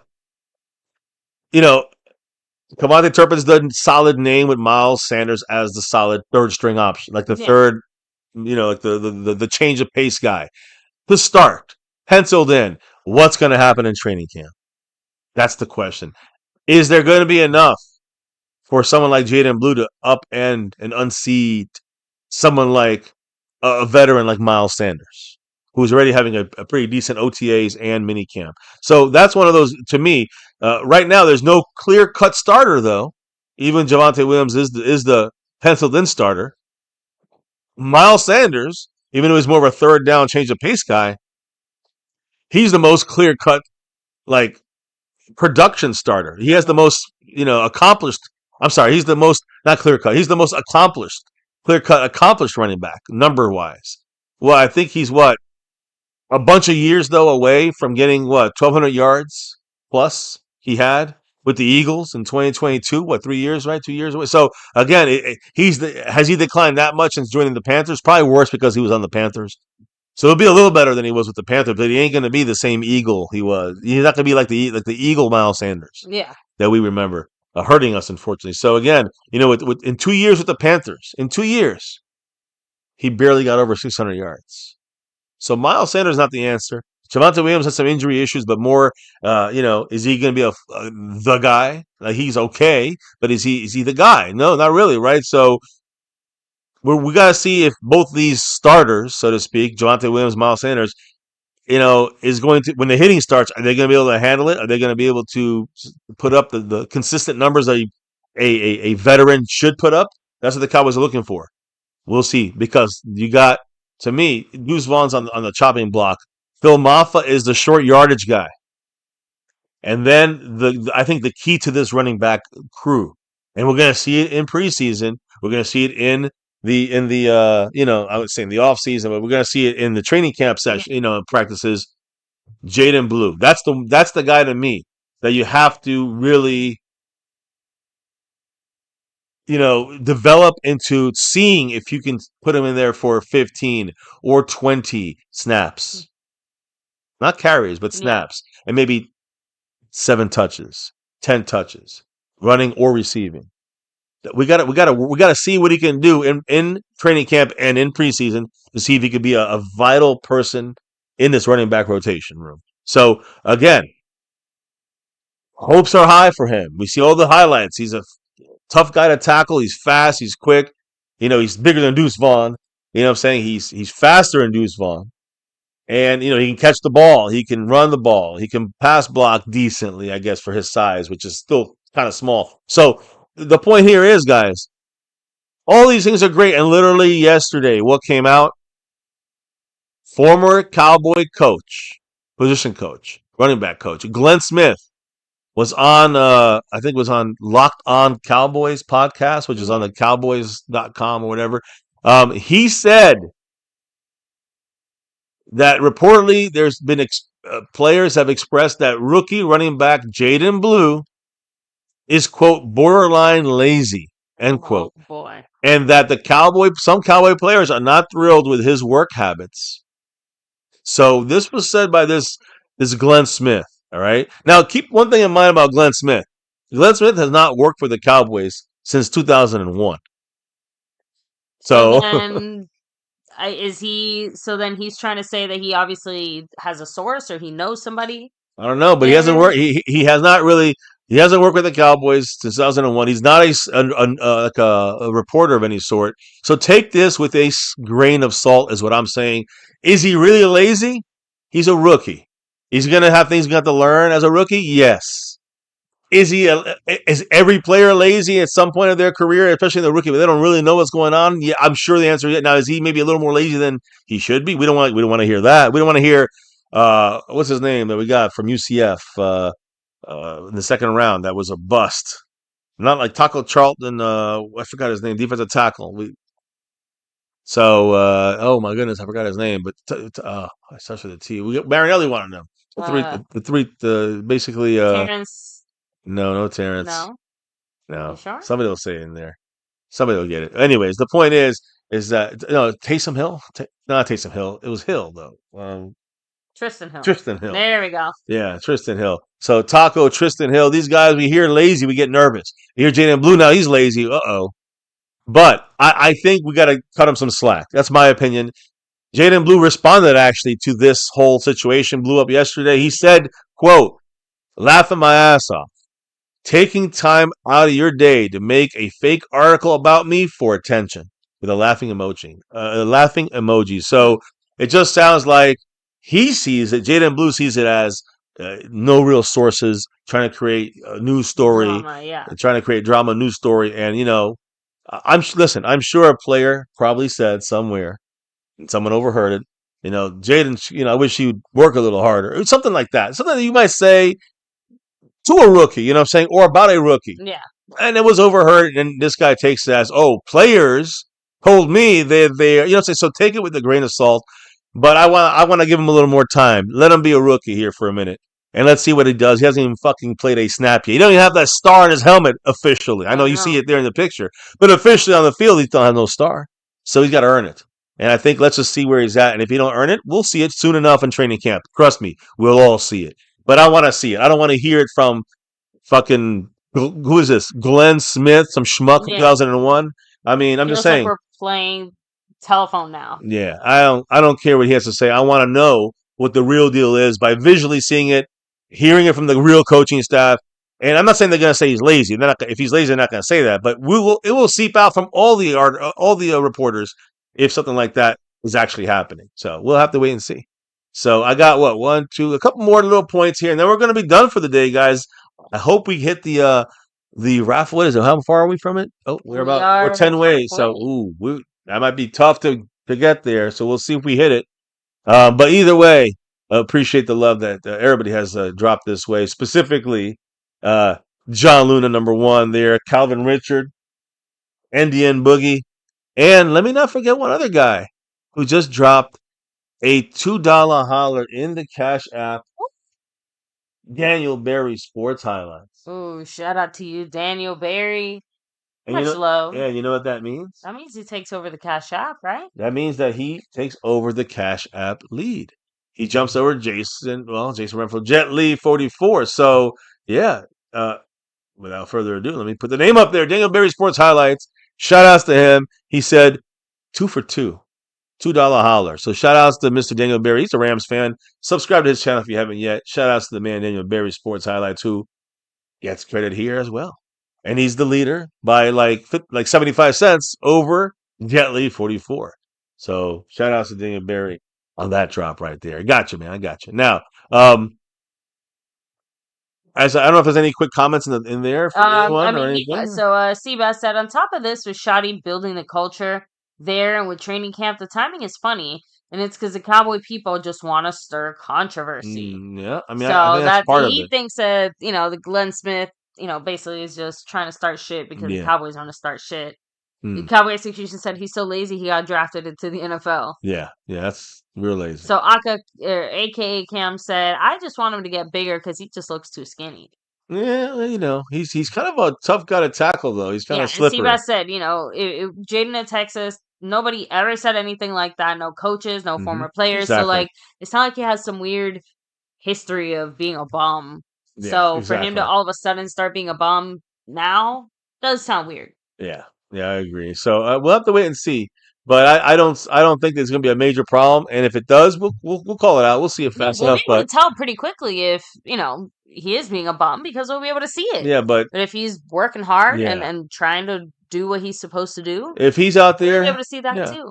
We're going to see that in training camp, and we're going to see it early, I think. And we're going to see. And again, remember one thing that's important, and it leads me to the next guy I'm going to talk about here in training camp: preseason. We're not going to see a lot of. I'm going to see some Javonte Williams and some Miles Austin, but we're going to see a lot of Jaden Blue, a lot of Phil Maffa. So you're going to really see immediately how these guys can handle the workload or not right away, right off the bat. Now, another guy I want to kind of throw into the mix here is Calvin Richard, who dropped a $5 holler there. Ooh. Much love to him. Hey, he's helping out the cause here. Calvin Richard now has 3 raffle entries if we hit 9. I said 9? I think 9 more, right? I think we need 9. Actually, yeah, we're at 9 because 11 out of 20. So we're 9 away. Shout outs to Calvin Richard with the 5 on it. And Marco Seppi to 38 points, baby. What did Calvin Richard have to say? Said size shouldn't be a problem. Dorsett was only 190. Oh, yeah, no, I thought there was more. Okay, No, that was it. no. And I also think that I think he's 5'7", the same thing as Emmitt Smith. 5'9". He's 5'9". Deuce Vaughn, I think, is 5'7". Okay. He's 5'9", which is the same size as Emmitt Smith. And the weight is similar to Tony Dorsett. So you're seeing like a guy who's a little more maybe shorter than Dorsett, but more compact than Dorsett. Yeah, and but not as compact as, let's say, Emmitt Smith yet. Yeah. So, just trying to throw out some famous names in there since Tony Dorsett was brought up. So, yeah, just want to make sure. There you go. But Calvin Richard, let me make sure I hit the heart there. And again, guys, while you're here, don't forget to take a second to hit like, subscribe, hit that notification bell, follow us anywhere and everywhere at MyCowboysFamily, and of course, hop in the Discord link for that in the description box down below. I see AKA Cam said that, it sounds like how Pickens was with the Steelers, which again, Pickens been around for a couple years and still acting like that. That's the problem. Like if Jaden Blue's having that issue for a couple of years, then we know that these things were true. We won't know until after this year, the next year, but we will see the signs this year, I think, immediately. So, we'll see what happens. Yes, Seabass said, watch next offseason, Blue puts on to NFL weight. And that is true, too. After that first year, when you get that first full, not just a half, remember, you're missing February, March, April of off-season NFL training. When you get that in your second years, or after being a rookie, you go in half of that. But then you're getting a full off-season. That's when you get your real man weight. You get your real NFL weight, and that's what I agree 100% with you, Seabass, on that. So another guy I think we're going to be watching a lot in preseason and in training camp is not going to be Dak Prescott as much. You're going to see Dak Prescott throwing the ball to guys like CeeDee Lamb. And you're going to see him throwing in practice, throwing the ball to guys like Calvin Richard drops another one there. I mean, this last training camp, he didn't really do that much. Who? Dak? No, I know that. I know they took it easy on him. I'm saying but in the practices he did stuff. I'm trying to say. I'm not talking about preseason. In the practices, and I'm trying to include. You're going to see George Pickens doing a lot in practice with Dak, with CeeDee Lamb. But what I'm trying to say is, in the preseason games, you're going to see a lot of Joe Milton, the backup quarterback of Dak Prescott. But before I go any farther, shout-outs to Calvin Richard, who dropped another 5 on it. And now we're at, 12? We're That's right. 8 away from hitting the goal. He's up in his chances with his name here. Again, 4 names get picked. And it's for the whole last, 3 months, which is I think we only hit the goal maybe once or twice. So very small amount of names. This may be all the names will be in this one. What did Calvin Richard have to say, baby? He said Dorsett was 165 in college at one point. Yeah, that's tiny. Like little. Yeah. That's like Devontae Turpin size. But they're also NFL players in offense and defense were also a bit smaller. Overall, all players, defensive, offensive line, whatever, they were a little smaller back then too. Still, the fact that he basically got away with being that small in that way, it is kind of crazy. Yeah, but he got bigger, stayed fast, and towards said, one of the best running backs in history. So, right now, Calvin Richard, thank you, sir. Is that 33 points? He talked about Dorsett. You got number 33 up there, Marco Seppian, hanging on with 33 points. Yeah, great timing on that Dorsett comment. Mark is down at 33 points. Is someone going to take over that stream, boss? If it is, it better be a Cowboy fan. And Calvin Richard, he's got 4 already. I think he hit. I think John Luna hit the other ones here. The other 8. That puts it at 12 out of 20. So we're 8 away as we're about 4 points away from ending this stream. So let me talk about the quarterback situation. Joe Milton. Trading for Joe Milton Jr. or Joe Milton III. Joe Milton III from the Buffalo Bills in no way means that there is a starting quarterback controversy in Dallas. Please, I hope everybody can hold. I see a lot of people when I post Joe Milton videos. These guys, everyone's like, "Oh, he's taking over for Dak. He's great." It was the same shit I heard about Trey Lance. Number 1, not happening because Dak is better than both these guys. Number 2, not happening. Dak's getting paid a lot more than all these guys.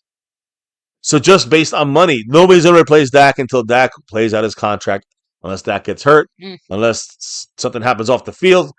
Dak is our quarterback until that last dollar runs off. And Dak is here, and those dollars are on the board. Dak is a starting quarterback, so there is no controversy. Joe Milton is our solid backup quarterback. I think better than Cooper Rush, in my opinion, but we got to see it. So in training camp, that is to me one of the major things we are going to be watching in training camp is how does Joe Milton kind of fit in there to the scheme, to this team as our number 2 now, right? And we're going to see a lot of him in preseason, a lot of Joe Milton in preseason. So it creates intrigue in the position and not in a competition with Dak, more like, is this guy going to be able to hold it down if Dak misses 3 games? Cooper Rush, in a way you could, but you have to scale down the offense. Can we keep it the same offense and keep Joe Milton in it, in a similar kind of offense that Dak's going to be running? So that is the key here. The other key is, will Dak feel pressure naturally if Joe Milton does well, right? Because again, did he ever have to feel pressure from Cooper Rush taking his job? No. Did he ever have to have any real pressure of Trey Lance taking his job? No. So no one really pushed him for the number 1 job. Joe Milton down the road could be a guy that could push him. Not right now. Maybe at the end of his contract, Dak's contract, but not now. The thing is, I want to see a Joe Milton that's ready to be that backup. He looked good in that one game he played against Buffalo. Yeah, with Buffalo this past year, but let's not long way to start, go. Crowning Milton a champion or anything so soon, in the sense that, like you said, first he needs to focus on being a good backup. Yeah. Take the rest of it from there. Yeah. Right now he has 1 job, and hopefully he does that well. And you can see we don't need and you see our picks. Ooh. And if you see our, what are we? Ooh, let me see. I did this right. When you see what we did with our picks, you see at the bottom there, going around. One of our 5th rounders was traded away for Joe Milton. Mm. That is, to me, our drafted quarterback. I mean, he's last year. I think last year was a rookie, right? This is his 2nd year in the league. He's basically our draft pick. Yeah. In the 4th round, in the 5th round, and that's a quarterback, back up to Dak, maybe a future guy. That's the way you got to look at Joe Milton, not as the guy for now. It's not happening. So, but the good news is maybe he gets a little real push. If Milton plays really well, then Dak gets a little push, a little fire behind, underneath them. He never really had that in Dallas by a backup. Let's be real. So again, if Milton is showing himself to be kind of waiting in the wings, kind of like, hey, I'm ready to roll. I did great in preseason. I know this. I'm ready to. I'm chomping at the bit. If that happened and Dak is having some off games, then we can start talking. Until then, it's Dak Prescott, and that's the way it's going. Sorry, I know little Dallas Cowboy probably in there, having a heart attack, but Dak is the quarterback, and even if he sucks, he's still the quarterback. Why? Because he's getting paid $60 million a year. That's why. Pretty simple. Yeah. And so, but again, the pressure with Dak, we'll see if that affects Dak at all. I think Dak's focused on just trying to win. He got paid. That's it. He's not getting paid ever again. This last deal like he got this last one. This is his last major deal. Yeah. Because any of the deals is to be a backup probably somewhere, or to be like a mid-range kind of older quarterback. That's it, like a Kirk Cousins type. So again, I think that's going to be good, but also I think it's just I just want to see Joe Milton, how he performs in preseason. And sometimes it'll be against some starting defensive players when we get into like week 3 of the preseason. Yeah. So to me that is an interesting part of our offense. Now, going to the defensive side, we got Matt Everfluss. We got to talk about him because I don't really talk much about Everfluss. He was here with us as a linebacker coach 6 years ago, and now he's back as our defensive coordinator, formerly of the Bears head coach. Now he's the Dallas Cowboy defensive coordinator. So basically, he was a Dallas Cowboy linebacker coach. Was not allowed to go visit the Niners. So he got pissed, and after his contract was up, he went to the Colts, defensive coordinator there. Went to the Bears, head coach there. Fucked up a little bit there. Then now available, kind of a Zimmer situation, kind of a Quinn situation. Now you got Matt Eberflus, our Dallas Cowboy defensive coordinator, and I'm going to tell you what's important to watch with him and this defense in training camp. But first, Calvin Richard taking us a step 7 away, guys, and maybe we got 20 minutes left of the show. We're 7 hits away here. What did Calvin Richard have to say, baby? He said, "We keep talking about Milton, but I thought Greer was better than Cooper Rush." I think Will Greer is our number 3 right now. Uh, I think that it'll be if Will Greer passes Milton, it will be a bad trade for the Yeah, Cowboys. that would That'd be be a big pretty bad, loss. actually. So Greer is you can even say he's the penciled in, maybe because he's here from last year, but he was a practice squad guy. Will Greer, or say he became our backup because we By had to, default. right? We By had to bring default. someone in there, but he was our practice squad third stringer, and he's going to be that this year too. He's not going to be Joe Milton, although if you want a little more veteran kind of guy, then that would be Will Greer. You know what I'm saying? But he just hasn't had enough to really. He couldn't even pass up Cooper Rush.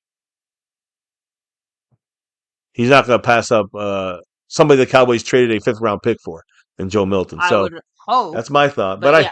But I hear you there, Calvin Richard. And by the way, big shout outs to you, brother, for getting everybody closer. Everybody who's in this raffle who can win something here when it comes to. Let me make sure I heart your comments, your drops. But now he's got us 7 away. Him and John Luna basically a tag team in it here. 7 away in about 20 minutes before the stream ends. So again, I know some people are saying Dak is slow. They got some. Listen, we all got problems with Dak. It doesn't matter what your problems are with Dak. It doesn't matter. Yeah. Dak is our quarterback, and it's up to this offensive scheme, coaching scheme, to get guys and move guys and put Dak in the best position to do the best he can with whatever skills he's got. Now, I believe he has better skills than some of you guys think, but it doesn't matter what we think. Whatever he's got, the Cowboys have to work around, or else we'll lose. And that is the key. It's not about Dak is good or Dak is bad. It's about you got to be able to give Dak what he needs. He's not Aaron Rodgers. He's not Tom Brady. All right, he's not Mahomes. You got to give him what he needs. If you do that, you're gonna win. If you force him to do shit he's not good at, then we're gonna lose. Not because Dak sucks, because the coaching staff was not good enough to get the guys around him, the scheme around him, to get the most out of him. That's the key from coaching staff. You see, Dan Quinn on defense did a great job getting the best and the most out of most of his players. That's something I don't know. It's been missing on the offense in a consistent way for multiple motherfucking years. In my mind. So I don't know. That's just me. Anyway, I don't know. Was that it? Was there any other comments before we get to Everflus, or is there any other quick little comments in there? No, we kind of already touched on all that quarterback stuff there. Okay. So, All right. but shout out to you, Lil Dallas Cowboy and Seabass and AKA Cam. Yeah, I got you guys. Much love to you. Now you see this guy here between myself and the wife. That is Matt Everflus. He's our defensive coordinator. He was put into a very tough situation now in his first year as the. Yeah, a very tough situation for him if you think about it. In his first year as the Cowboys' new defensive coordinator. The reason why I say it's going to be tough for him because not only does he have to navigate through several key players coming back from major injuries. I'm talking about season-ending injuries last year. Trayvon Diggs, Overshon. You can throw in a couple others in a defensive line like Sam Williams. Some of the guys that are banged up in there too. So again, lost some of those guys. Mm-hmm. You got some rookies. Savion Ravel Jr. I mean, he's a rookie that is injured. So this defense is banged up automatically. He's getting a defense that's banged up or coming back from major injuries. He inherits one of the worst run defenses from last year. The Cowboys finished 29th in stopping the run, baby. 29th. We allowed 137.1 yards per game. 29th worst in the NFL. So I'm wondering now, and I'm sure we're all wondering, where do we go from here? What are we going to do to stop the fucking run for the 18th time?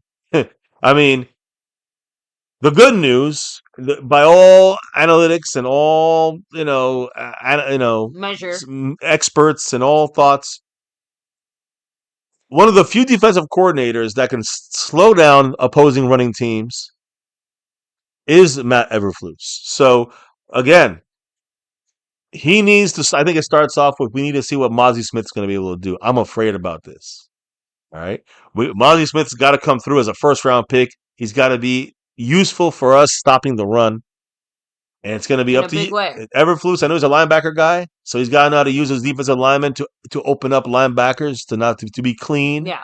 So you got to make sure Mozzie can do it. If Mozzie cannot do that job, not to bye Mozzie either, but since we did move on from Tank, right? As an edge rusher, and I'm just saying, yeah, but he's still contributed a lot to stopping the run That's overall. correct. That is very true. That's why I wanted to bring it up specifically. It's more nerve-wracking now without either Tank. way, Yeah. we're adjusting because even in a scenario where Mozzie Smith was ready to go, right? We're missing Tank though. Yeah, exactly. We're missing the edge stopping ability. Now, I will say this: I think Sam Williams is a pretty good edge setter. Micah is not. So we're still in the same position at the edge in a way. Yeah, we get Sam Williams to replace Tank, but Micah still got problems setting the edge. And is Nealand going to play out there well enough? Marshawn Nealand he can set the edge, and he's a good run stopper as well. But these are young guys. Donovan Escarzu, he's more of a pass rusher. He's too small to stop the run. So him and Micah are more like the pass rusher. You got Dante Fowler, who's more of a pass rusher than a run stopper. So we've got to be one of the younger teams in the NFL. Maybe, but I think we still have one of the weakest run stopping teams. Pass rush, I just named you 5 pass rushers that are very good in their own way. Very good in their own way. We have 5 or 6 good pass rushers. But can they all stop the run? Not really. They're not really good edge setters. If they are, they're just good because the other ones are just not as good. What about the interior? And that's where it ends up being linebackers being affected. That's your job here, Everflus, that used to master here in Dallas. So how are you going to keep your linebackers clean? How are you going to keep Kenneth Murray and Sanborn and Leo Fowl clean? And while we wait for guys like Overshon, maybe Marquise Bell's going to jump in the mix or something. Mukwamu, who knows?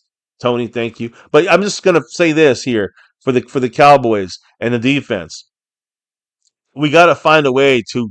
Mozzie's a major piece in run stopping under Everflus. If Everflus can tap into Mozzie Smith's talent, which by most accounts he will be the guy that can do that. If anybody can do it, it'll be him. That would help the run defense. That'd be the first steps of fixing this run defense. But you know what the problem is? You're hearing the word "if" a lot. If. That's the problem. If. And that scares me. So as we get to the end of this stream tonight here, guys, I do want to kind of stay on the defensive theme for training camp. What are his plans to replace Jordan Lewis in the slot? That is I'm very kind of concerned about that there. Oh, by the way, the goal says it's going to end in 4 minutes and 24 seconds, just letting you guys know. But we'll keep it going to the end of the stream if we have to, you know what I mean? So let me see something. Do I do that? There we go. Okay. So again, guys, we just keep it going till the end of the stream. So even if it says the time has gone by, we still will add it up and call it, part of the bullseye, for the rest of the streams. We'll keep that in mind. Just want to make sure people know that even if it runs out. Then we're going to go over 2 hours tonight, but that's what happens when you're having fun. So and Seabass, we're gonna hopefully have a few more this upcoming season with the emojis. Oh yeah. We're gonna again. This is we're just getting into it now. Right? We're just getting into it. We just got some very our general hatefulness of these opposing teams that we see in that list of emojis that my wife just dropped up there. So if you're in the membership, make sure you guys don't forget to drop those emojis when needed. So staying with guys, we got like 10 minutes of this. That's it. We're done. So get your last thoughts in, get your last drops in. See if we can if you guys hit the bullseye, we get everybody in the raffle. But keeping with kind of Everflus and what we're going to do on defense, to me, it's at cornerback is where the big issue comes in. Jordan Lewis, although not the best of all time, pretty solid as a slot nickel cornerback. He's gone now. I think he's in Jacksonville. So how are we going to replace him? The easy answer is move Deron Bland, move him right back into the slot, which is where he's, as a slot cornerback, he's proven to be very good. He's good inside or outside, Deron Bland. So you can just move him back to the slot, but then what do you do on the outside? Right? So to me, outside of Deron Bland in the slot, the Cowboys don't really have anybody else. The biggest name, they got, Josh Butler, Keemon Hall, but, the guy I think is probably the best name is actually a safety, and that's Israel Mukwamu. Wow. I think he's probably our best chance for a slot nickel cornerback when we're doing that kind of system. He could be our fifth. I have to be honest, that's not the name I was expecting you to say. So that's what I'm trying to say is that again, Savion Rivel, he's an outside guy. He's a rookie. Even if he's ready to go, he's outside. Okay, that's great. Deron Bland's on the other outside. Who's the slot? Who's the corner? Who's the nickel corner? It's got to be someone like Mukuamu. Uh-huh. Now, let's say you move DeRon Bland inside. I don't like Mukuamu as the outside corner. So we're still waiting for Trayvon Diggs to come back. He's not back yet. So then who plays the outside? You got a rookie that just came off an injury on one side. Who's on the other side? So does it have to be DeRon Bland, and then we have to play Mukuamu as the slot corner? So again, there's a lot of questions, and that's why I'm bringing this up, because we could talk about the safeties. We know his Damian, his Wilson, and we know who the safety is going to be. We know who the linebacker is going to be for the most part. We know who the pass rusher is going to be. We know but who the corner is going to be in reality, weeks 1 through 4. That's my question. So Everfluss is going to find out what we're going to do there. At cornerback, slot corner, no Jordan Lewis. Outside corner, no Trayvon Diggs. All you have is DeRon Bland. All right, we got him back. But then what do we do from there? So to me, the name that comes to mind for me, baby, is the guy we traded for, Kaiir Elam. Okay. He's got to be good enough for 4 games for us to stand in for Trayvon Diggs. So if we can have him in there as the outside corner, that means we could put DeRon Bland probably back to the nickel where he can dominate. Now, that means that Savion Ravel Jr., the rookie, has got to play well as a starting cornerback on the other side, as an outside corner, which is his specialty. So this is maybe best case scenario without Trayvon Diggs. Now, when Trayvon Diggs comes back, now we got Trayvon Diggs as on one side, whether it is Kaiir Elam on the other side or Savion Ravel Jr. as the rookie on the other side. That's to be determined. But you got Trayvon Diggs on one side, one of those 2 guys on the other, and DeRon Bland in the nickel. That's perfect. Like, you got yourself a solid cornerback core at that point. Now, the only thing better would be Stefan Gilmore stepping in with DeRon Bland and anybody else that we have on this team, like Kaiir Elam, and they will be our patchwork cornerback club before we get Ravel back, before we get Trayvon Diggs back. That's the way I see this. But we'll see. We'll have to see if the Cowboys sign someone like Gilmore in the first week of training camp. So, again, guys, the Cowboys experimented with a bunch of players during the OTAs and during minicamp on that nickel slot cornerback spot.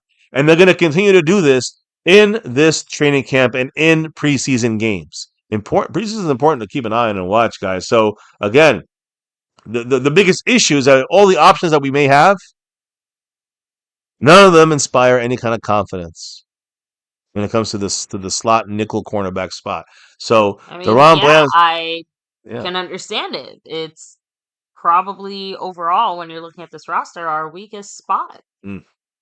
So we consider not just the lack of like viable options, but also the injury situation as well. Like that to me, it's not just like one. It's like both of them coming together to really. And that's why I think you got to assume week 1, I think the starter is going to be DeRon Bland on one side and Kaiir Elam on the other side, with someone like Mukuamu playing that slot corner, a nickel corner. That's my best guesstimation without having training camp. In training camp, we'll know the progression of all these guys a lot better. And, of course, you never know. The Cowboys could technically still sign someone. That's what I said, Gilmore. If Gilmore gets thrown in the mix, then you'll have DeRon Bland in the slot with Elam and Gilmore as the outside corners. And the rookie can have a little time to practice if needed. You know what I mean? So that's probably going to be the deal there. Now, the last part of my little speech is, what can we expect from – we talked about the players. And the weak spot on the defense is the cornerback kind of depth, and what are we going to do in the beginning part of the season? Well, what is this defense going to look like? Talked about the run defense. We need Mozzie Smith to get tapped into by Everfluss. But how is this defense going to look like? Is it going to look like something like Dan Quinn's defense? Going to look like something like Mike Zimmer's defense? Going to look something completely different? Well, the one thing you're going to know you're going to get out of a Matt Everfluss defense 100%. It's something that's very similar to Dan Quinn, is takeaways. Everfluss is very good at being aggressive and getting the ball out of the hands of the opponent. That's like the one thing that we did want to have translate. In the 7 years that he's been a defensive play caller, Everfluss only one time in his career had a defensive unit that he's coached that finished outside of the top 10. So basically, in 7 years, 6 of those years, he had a top 10 coached defense that he specifically coached. Not just like head coach, and he head coach, but also coach defense. Like that was his thing. So they never were outside of top 10, but one time when he coached the defense. So And I say in defense, I mean in takeaways. Let me be specific. Top 10 in takeaways. I got to make that very specific, not overall defense. So when it came to takeaways, in 7 years, 6 years, he was a top 10 defensive takeaway team. So that's what we're looking for, right? So I think the 1 year he was not in the top 10, they were 14th, which is still the top half of the NFL when it came to creating turnovers. And not creating turnovers, but getting turnovers, recovering turnovers. So we're going to get turnovers more than we did with Zimmer. It's kind of similar to like a Dan Quinn. What about stopping the run? According to past Matt Eberflus defenses, the one thing they're also able to do is they're able to stop the run. Now, I don't know if he's going to get the players he wants yet. Stop the run. Obviously, Mozzie's a major piece of this. But Eberflus's defenses have been in the top 10 in 5 of his 7 years as a defensive play caller when it came to stopping the run. So in 7 years of being a defensive play caller, 5 of those years, of the 7, top 10 defensive run stopping. So that's positive there. So you're going to see, takeaways go up. You're going to see a little bit better of a run defensive scheme. I don't know if the players are going to be better, but we're going to have a better run defensive scheme. The only thing I will caution is the 2 years that they were not in the top 10 in stopping the run. In 2022, they finished 31st. Ouch. Yeah. And in 2024, last year, they finished 28th. Oh. So the years they don't make it. They really are bad. We cannot. We were 29th last year. That's like right in between these numbers. That's not good. If he has a year where we're not in the top 10 in stopping the run, and it's going to come down. I think that a lot of it is to the players and how he coaches and how he taps into the Mozzie potential, which scares me. The Bears finished first in stopping the run, though, in between those 2 years, in 2023. So in 2022, they were 31st. In 2024, they were 28th. But in 2023, they finished first in stopping the run. So, again, he shows he can make the leap from basically the worst, which is 31st, one of the worst, to first in a year. And what I'm trying to say is that the Bears' defense, run stopping, was 31st. The next year, they were first. So can he do that with us going 29th? Can we get to top 10 in stopping the run? I mean, honestly, that's the hope of Eberflus. Just take top 15. Well, that's a top half of the league. I just want to be in the top half. Obviously, stopping the run. The closer to top 10 and above that we are, the better. Yeah, so, obviously. But again, I got to remind you that,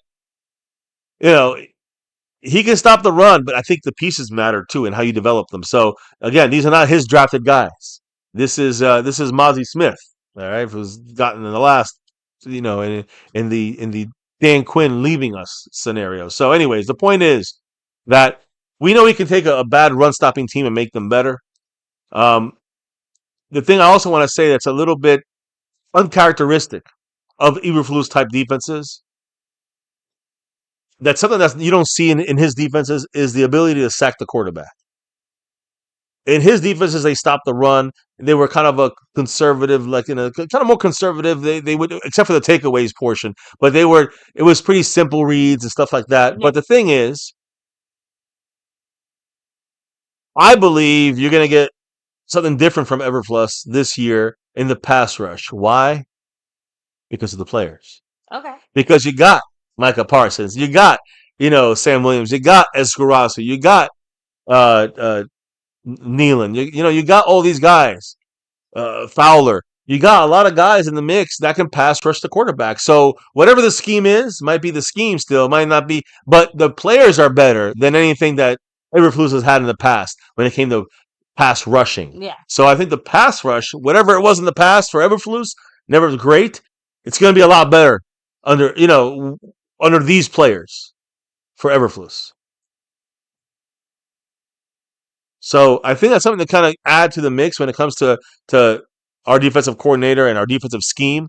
It's going to be a natural pass rush success betterment when it comes to Eberflus's record at pass rushing.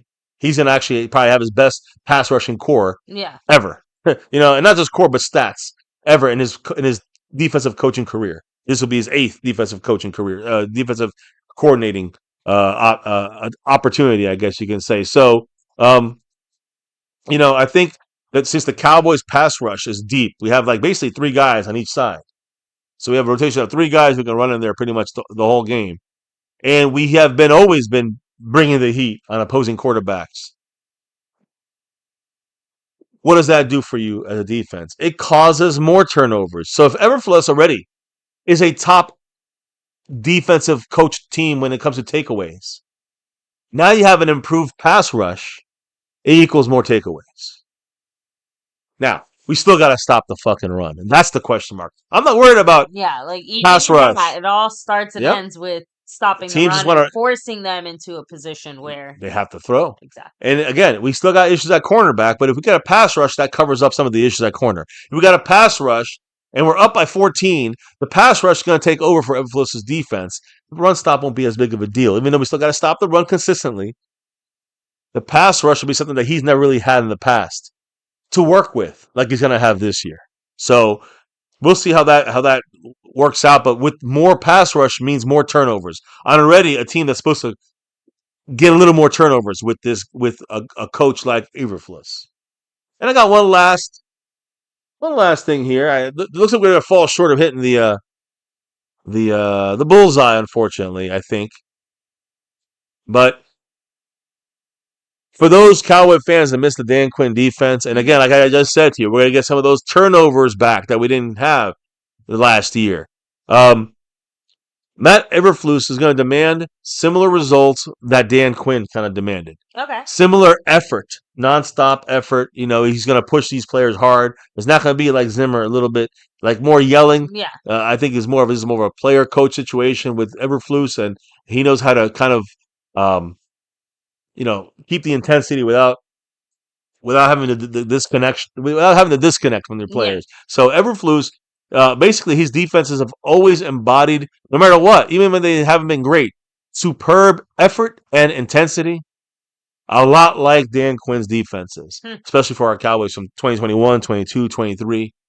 And there's, of course, like I said, going to be some key differences from the Quinn defense, from the Zimmer defense. Quinn and his defense their whole game plan was focused on turnovers and pressure off the edge, coming from our edge rushers like Micah.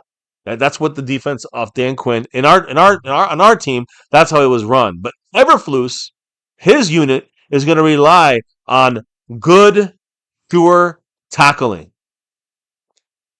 and we're going to have to find in the pass rush some interior pressure from the 3 technique, which is Osa Odigizua, got the big contract, $20 million a year. Osa, next to Mozzie, is going to have to come up big for Everfluss to have the kind of defense he wants to master. To kind of have these players master, and then if they can master this defense, they will become a cohesive unit, which is what the hope is here. So again, Quinn was focused with pressure out the edge. Everfluss is all about short tackling and inside pressure from the 3 tech defensive tackle, which is Osa Odigizua. Now, it doesn't mean you're not going to get any help or any pressure from guys like Micah Parsons, Sam Williams, and the other edge rushers. But I would say this, I would actually expect some more kind of flair, some more action, some more usage. You're going to see more of number 97. Osa Odigizua.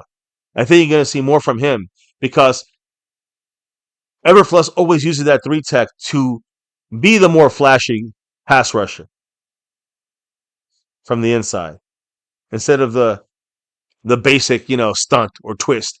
It's going to be a little more creative with someone like Osa because of Everfluss's kind of style of defense. So I think you're going to still get a lot of help from Micah, Sam Williams, and the other pass rushers. But you're going to have guys like Osa Odigizua, and don't forget Solomon Thomas, another guy we picked up off, a free agent and a very good leader on the defensive line as a 3 tech. He's a 3 tech. He's going to help us a lot there with Osa. So in this kind of defensive scheme from Everfluss, when you have a good 3 tech like Osa, Solomon Thomas, what happens is If it works the way Everflus wants it to work, the linebackers are going to run free, be able to swarm to the football and be clean, not be blocked, focusing on tackling elements and avoiding the big play. Remember, a major thing for Everflus is seek and destroy, but make sure you have sure tackling. That's very important. Don't overrun the play.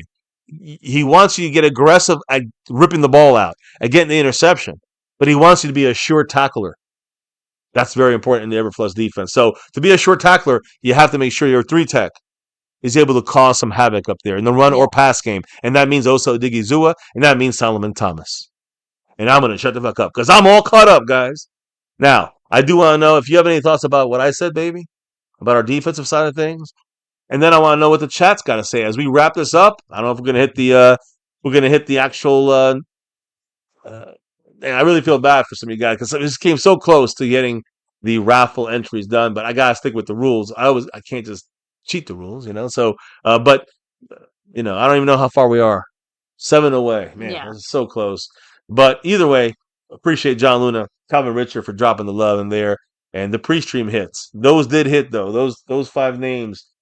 John Luna who got them all, but it was John Luna, Dustin, Scorpio, Rolando Rodriguez, and Freedom First. They're in the raffle, no matter what. That's right. The other names I got, the other 13 names, not in the raffle yet, unless we hit 7 in like 5 minutes. Yeah. So, baby, go ahead. I mean, you have any thoughts about the defense? It's the defense and Everflus and all the work that we have in front of us. Again, we already, I don't want to say like, oh, we knew that already. But it's more that going into the season, we already had that expectation. So even with some of the talent like Micah and others on the team, I think most of us already, and Seabass had made a comment kind of alluding to that. Like, we all kind of expected we were already going to suck. So it's kind of like, oh, okay. Like maybe there's a slightly better chance now. To me, I have to be honest. If he's going to carry over a lot of those similarities to Quinn, whether it's organically just how he is, or is it just because, again, like, hey, that shit was working for them. I want to maintain that continuity. I'm going to absorb that into my playbook type of thing. Either way, I'm just glad that it sounds like some of the things that we did like and that did work for this team are going to be, coming back at least to some capacity in some way. All right. So, but let's see how Everflus likes to put it all together, right? Well, that's what we're going to see in training camp and in the preseason game. And James, Jacob, what's up? Both of you guys. Thanks for hanging with us. I like Seabass's comment too. He said, I believe the Great Wall of Tyler restores our great offensive line. So is and always has been the defensive line. Everflus needs to finally be the guy that shores that up. I agree on the defensive side. Does he have the players to do that? Solomon Thomas is a crazy like specimen out there. I mean, the guy is muscularly strong, but and Osa is we know he could be disruptive. So that 3-tech is going to be more of a key when it comes to running the whole Everflus defense than it is Mozzie.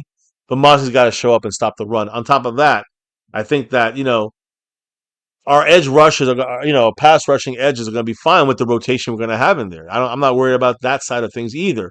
But I really do worry about the defensive tackles, specifically not in the pass game, in the run game. But in the pass game, I think that's where Everflus kind of tries to show up with the 3-tech. That's where Osa and Solomon Thomas come into play. So these things we'll see in training camp. We'll see this in preseason, but mainly we'll have to really to see that side of things. We'll only see the scheme, but we won't see how he uses it with his starters until week 1 against the Philadelphia Eagles to kick off the season on that Thursday night football game. So, with that said, guys, again, I kind of shared some of my thoughts. I already read some of the comments here in the chat as far as their thoughts there. Yep. So, want to take a second here to shout out the people who have been representing this whole time tonight, right? Like Mr. Mark Hosepian, who somehow is still the stream boss, holding on to that with 28 points. Hell yeah. Much love this Mr. Mark Hosepian, who's also our sponsor of the quarter. That's right. Shout out to the man, Mark Hosepian. And the OG is coming back here. Just like our gifting champion, the man staying skeptical. Skeptical fan. Shout outs to him. And again, that's not skeptical. That's Matt Everflus. But shout outs to Mr. Skeptical Fan, and also shout out to our Cash App King, another OG, Cav52, baby, in the house. Now, as far as the leaders are concerned, right now, Marco Seppi is still holding on, like you said, to that Stream Boss, but the overall leader is John Luna in the house. I think we have Marco Seppi in second. Oh, I'm sorry, Aussie second, Marco Seppi, I think is third, and Calvin Richard is fourth. I think on this list, I'll have to double check it, and we'll get the numbers updated for you guys. Or maybe he's fifth. Next stream, which might be probably next week sometime here after we kick off training camp. And we'll be putting up a lot of videos, guys, a lot of videos for you guys to check out. Yeah. Almost consistently, I will say constantly the whole day. You'll be getting shorts, you'll be getting videos, and then once or twice a week, a live stream or two here with us and my Cowboys family. So yeah, that's when the next live is, James. Soon. But probably, once a week we'll be touching base, and the rest of the time will be videos and updates. And that way, of course, we'll be live for every preseason game. Cameras on, the whole 9 yards. And the same thing for, we might miss a game or two this year, but we're going to try to be, whatever games we're going to be able to be live for, we're going to be live for almost, if not every game, here on My Cowboys Family, live with lights, camera, in action, and our true thoughts about what's going on with our Dallas Cowboys. So that's never going to end. But we just got a different schedule. I got my little after dark thing going, and there's not gonna. I don't want to give Jerry Jones all that media love he's craving. So I'm craving to save some of that time to relax and not stress over what Jerry Jones has done to this beautiful team and this beautiful star. So, anyways, on that note, I shouted everybody out already. Oh yeah, the leader right now, like I said, is. Well, it was Jet Li, but the leader right now on the Cash App is Daniel Berry Sports Highlights, who did drop a $2 holler and did take the lead over Jet Li 44 for now. No leader in the gifting side. The overall leader is John Luna. And we've said everything else already. Yeah. I think we're caught up on everything, right? So on that note, do some shout outs here in the chat real quick. Yeah. I'm gonna do the shout outs here when it comes to those that drop the love. Of course, the great John Luna dominating it in first place. Again, in one more stream, will anybody catch him to be that sponsor of the quarter? We'll see. At least one more stream coming. And if not, then John Luna wins it. We had Calvin Richard dropping some love tonight. Appreciate you. Great questions from him. And Daniel Berry Sports Highlights in the Cash App side and in the membership side. NDN Boogie back in that Navy Blue crew. So thank all of you for hanging with us tonight. Another My Cowboys Family here. I would say monthly, but now it's going to be a little more like weekly. So get ready, guys. We're back at it. And again, every single day, you're going to get videos and clips of how our Cowboys are doing and what they're doing out there in Oxnard, training camp, preseason, regular season, playoffs, Super Bowl, and beyond. Maybe that's what we're going for, 6 and beyond. On that note, and I see Meatball Ron in the house. Thank you. We recapped everything. The wife and I, we did our best. Appreciate you, Meeple Ron, and everybody else. Hit the like, subscribe, notification bell. But before we can drop out of here, baby, tell them why we do this here on this channel, on My Cowboys Family, for over 9 years on YouTube. Why do we do this? It's that navy blue, that silver too, and that star over everything. You know the deal, guys. Win, lose, or draw, good, bad, or ugly here on this channel. We're always repping that star over everything. And here on My Cowboys Family for officially over 9 years. July 1st was our 9-year anniversary. We're in our 10th year on YouTube. Well, I'm sorry, 10 seasons on YouTube, I think. 9 years on YouTube. Never forget the number one thing here, now, and forever, as always. No Cowboys. We got to get that 6 and beyond somehow. Schottenheimer, are you the answer? I don't know. I don't think so. Wish I could be more positive. Thank you all for repping yourselves, repping the star. Most of you repping that star in the chat. Thank you all on that side. Thank you all for dropping the love from above. Before we can, and I appreciate you all for just being here with us and checking in with us. I know we've been a little bit on the, couple episodes we've had in the whole offseason here outside of the draft. So we're back at it, though. Training camps here. The Cowboys are landing later today. And as always, before we can drop out of here and clock out of here officially for the night, relock and reload for the next stream next week, after kickoff of training camp. Baby, what do we got to do before we drop out of here for the night? We gotta drop the beat. Oh, yeah. That beat has been dropped, and it's a wrap right here in My Cowboys Family. Yep. Guys, we'll see you soon. You could be anywhere. You're here with us, listening to Cowboy news, info, and updates. You might be watching us on the replay and commenting down below. Thank you all for that. Hit that like, subscribe, and hit that notification bell. But of course, you know what we do here. You know what we talk about here. All the Cowboy news, info, and updates on another Cowboys chat. And we had a lot to talk about the last month. A lot to chat about. And you see all the chattery was right here on your screen. So we hope you guys, if you're just watching this the first time, rewatching it, replaying it, commenting down below. Thank you for joining us here in MCF. My Cowboys Family, where it's always about that navy blue, that silver too, and that star over everything. Never, ever forget the number one thing right here on My Cowboys Family. You guys in the house. Cannot do this without you all. Thank you for repping with us. We'll see you back very soon. Sometime next week, probably. And don't forget, family, hit that like button for the stream, subscribe to the channel, hit that notification bell to on all videos. And make sure you follow us on Twitter, X, all social media, Discord, and beyond. Stay safe, everyone. Much love to all. We'll see you soon. And never, ever forget, Cowboys!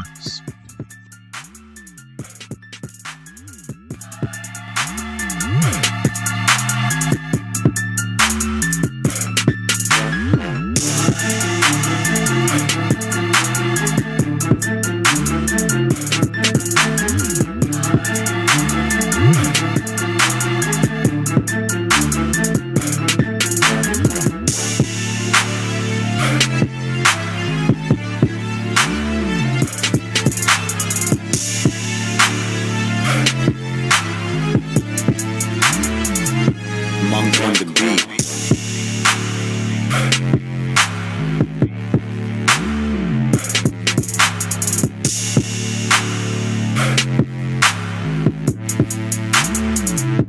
Monk on the beat.